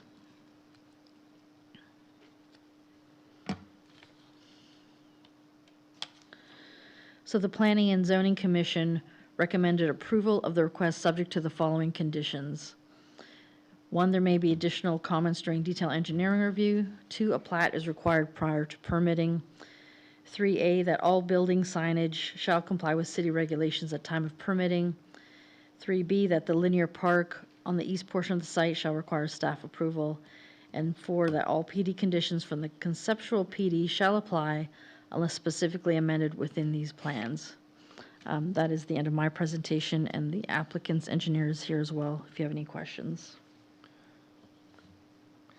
Councilmember Walker? Thank you. Ms. Prim Boswell, so is that the same linear park that's going to run all the way through north to south on that property? Correct. Okay, so that we're just saying that, It just happened to be part of it is part of this lot. okay, and the main PD for this property or plan for this property, that entire linear park is still subject to staff approval, right? Correct, and it's proposed to be built with the first phase of development. Right. Okay, so all you're saying here is that that remains true? Correct. Okay, thank you so much. Thank you, Mayor. Thank you. Could you tell me when this was originally approved by council? Yeah, so let me go back to my notes here. Back in 2023, the concept plan, actually in 2022, the concept plan for the overall site was approved for a combination of retail, restaurant, had a couple different uses, medical, banquet center, daycare, and it's changed over with each iteration. 2023, the concept plan was revised, which made the retail restaurants bigger. In 2024, revised again. We eliminated some of the restaurant without drive-throughs. And more recently, we added 2 hotels to this site as well. Okay, thank you very much. Council, any other questions for Ms. Boswell? Does the applicant have anything to say? All right, thank you very much. This is a public hearing. We did not have anybody signed up to speak. So I'll turn it back over to the council for any final questions or comments. Oh, Councilmember Walker. Thank you, Mayor. I move to close the public hearing and to approve item 12, subject to all staff conditions as articulated. Thank you very much, and I see a second from Mayor Pro Tem Carroll. All in favor? Walker, Hinojosa Smith, Carroll, Nevels, Prem Kumar, Matthew, Hill. All in favor? I'm sorry. Any opposed? Motion carries. Thank you very much. Item number 13 is consider approval of a resolution and ballot to accept or reject the 13th amended Joint Chapter 11 Plan of Reorganization of Purdue Pharma, LP, and its affiliated debtors, and authorizing the mayor to sign. Mr. Hager. Mayor and Council, if I may, Robert Hager, City Attorney. I'm here to present this item regarding the Purdue Pharma settlement agreement and its subsequent bankruptcy. As the council is well aware, and for the benefit of the public, Purdue Pharma was sued in a class action suit as a result of its manufacturing, marketing, and selling of pharmaceuticals with opioids in them, and the promotion of that highly addictive drug, and the subsequent national epidemic and the use of things like Oxycontin and hydrocodone and other opioids. You might ask yourself why I know that. I've had countless surgeries and I get a bottle every time. I cannot take the stuff. Thankfully for me, it makes me ill. But as a result of the highly addictive nature of that drug and its subsequent national addiction problem that we had, they got sued. They settled that lawsuit. As a result of that, cities across the United States, Coppell being one, was to receive a settlement, portion of a settlement agreement through the State Attorney General's office of approximately about $60,000 to $70,000 based on our population, and it's to be used to combat drug addiction, drug education. Those funds are earmarked. After that settlement was reached and we were notified, they being Purdue in this case, filed bankruptcy. And as a result of that, they had to restructure corporately. It's a Chapter 11 proceeding, so there will be some money received, but it'll be a reduced amount, and then it depends on this election. As you can see, there's been 13 reiterations of the proposed reorganization agreement. This is the latest version. We, as a member of the class, have a right to vote for it or against it. If this does not pass, then we will see a 14th amended plan. And all this does is, how can I say, Mr. Walker being a lawyer knows this, that the lawyer who is handling the bankruptcy is the only one that's making any money off this. And so if they have to go back and do another reorganization, the costs of the accounting, the cost of restructuring with the banks and their debtors, and then the correspondent legal fees and time, I think are not worth the amount of money that we're going to end up receiving. And so I would recommend that we approve and we authorize the mayor and the manager to exercise our franchise to vote for this and get this portion of this over with. I will also, there are other pharmaceutical manufacturing companies with other suits for other tranches of money for us to receive, which will have very similar, probably, outcomes. So we'll get some, and as well as, I think you have authorized in prior action, all the pharmacies which filled all those prescriptions to our citizens. And so there's a corresponding lawsuit with them as well, which will end up in a settlement and a tranche of money for us to use in a very similar fashion. So I'd be happy to answer any questions. Thank you very much. Any questions for Mr. Hager? Seeing none, I will accept a motion. Councilmember Hill. I'd like to make a motion to approve item 13. Thank you. And a second by Councilmember Matthew. All in favor? Walker, Hinojosa Smith, Carroll, Nevels, Prem Kumar, Matthew, Hill. Any opposed? Motion carries. I would take a motion to approve permission to exercise the franchise to vote in favor of the plan. That's how I received that motion. I'm not following you. Well, you either have to vote to deny the plan. I think the motion was intended to vote Oh, in I'm favor sorry. of approving Yep, the yep, plan, yep. not disproving the plan. I'm sorry. We need So- to revote. So we need a motion to approve or reject, not to accept the item. I'm sorry. Accept or reject. Yes, accept or, well, yes. Yeah, Well, we approved item 13. We have to approve or reject approve the approval. the resolution and ballot. How about this? I would recommend that we make a motion to approve the acceptance of the 13th amended joint Chapter 11 reorganization plan. So moved, right? So you can, Second. so he's read it into the record. You can say, so I so move. So moved. All right. A second by Councilmember Matthews. Sorry about all this, folks. No, it's all right. All in favor? Walker, Hinojosa Smith, Carroll, Nevels, Prem Kumar, Matthew, Hill. Any opposed? Motion carries. Thank you, Mayor.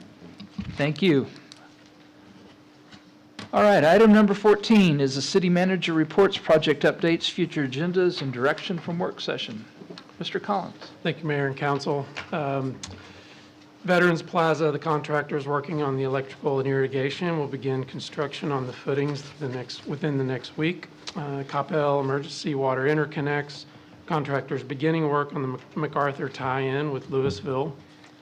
The dog park, the contractor is continuing to work on the fence installation and grading. The Freeport Northwestern traffic signal, that signal should be operational in the next couple of weeks. So if you drive that area, beware and obey the laws. And lastly, snow cones with code. Community Development will host their second Snow Cones with Code on Friday, September 19th. The event will take place at the Cosby Library and Community Commons from 1 to 2:30. And come out, learn, meet staff, ask questions, and enjoy a snow cone from Kona Ice. And I do want to acknowledge and thank Cecilia Gondra for sitting in the city secretary's seat and covering that, providing that support during the evening tonight. Well, I was going to point out that she'd been practicing saying all the names down the council line all week, so this is not, it looks easy, but it's not, so, so thank you. Item number 15 are mayor and council reports on recent and upcoming events. Just as a reminder, on Thursday, September 11th, we have our Patriot Day ceremony. So please come join us on the front steps of Coppell Town Center at 8:30 in the morning to honor those who were killed or injured during the terrorist attack of September 11, 9/11, and pay tribute to the bravery for the first responders and our military personnel. This is a very somber occasion, and I invite the public to come and participate. Our Vision 2040 Refresh community forums are kicking off, so join us at one of the energizing hands-on community forums where you and your neighbors can come together and share ideas, spark conversations, and provide valuable input that will help guide Coppell's future. Our first one is tomorrow morning, Wednesday, September 10th at 11:30 at the Cosby Library. Then we also have one Wednesday, September 10th at 6 p.m. at the Cosby Library. And then another one on Thursday, September 11th at 10:30 a.m. at Life Safety Park. Whether you've lived here for years or just recently joined the community, your perspective is essential. Feedback provided by the community will have a direct impact on the city's future, and so please make your voice count and be part of Coppell's history. Last item is the Grapevine Grape Stomp is this weekend, and there is a mayoral challenge from Mayor Tate to all the neighboring mayors, and so we have accepted the challenge. Councilmember Mark Hill and I will be stomping grapes on Saturday. Nice. Yes. At 11 a.m. Now, I understand there's something of a competition with this, and it came to my attention that Councilmember Nevels and Prim Kumar were our representatives last year, so we're certainly looking for some training for them because they ended up with a best in show or something like that. So. We didn't do that great, Mayor. Oh. So the Coppell can only go up from here. All right, so this is a friendly competition honoring Grapevine's traditions, so we're looking forward to that, sort of. Okay, item number 16, public service announcements concerning items of community interest with no council action or deliberation permitted. Councilmember Nevels. Thank you, Mayor. I just want to share some news from Coppell ISD. After a lengthy process of gathering stakeholder input, a nationwide search that included the review of 45 applicants and a comprehensive interview process of the top applicants, the Coppell ISD Board of Trustees is pleased to announce Dr. Leanne Shivers as the lone finalist for Superintendent of Coppell ISD School District. So we're excited that our school district neighbors have selected their lone finalist and look forward to meeting Dr. Shivers and having her lead our district. Thank you very much. That's very exciting. It's been a very long process. Therefore, item number 17, there being no further business before this council, we are adjourned at 9:36 p.m.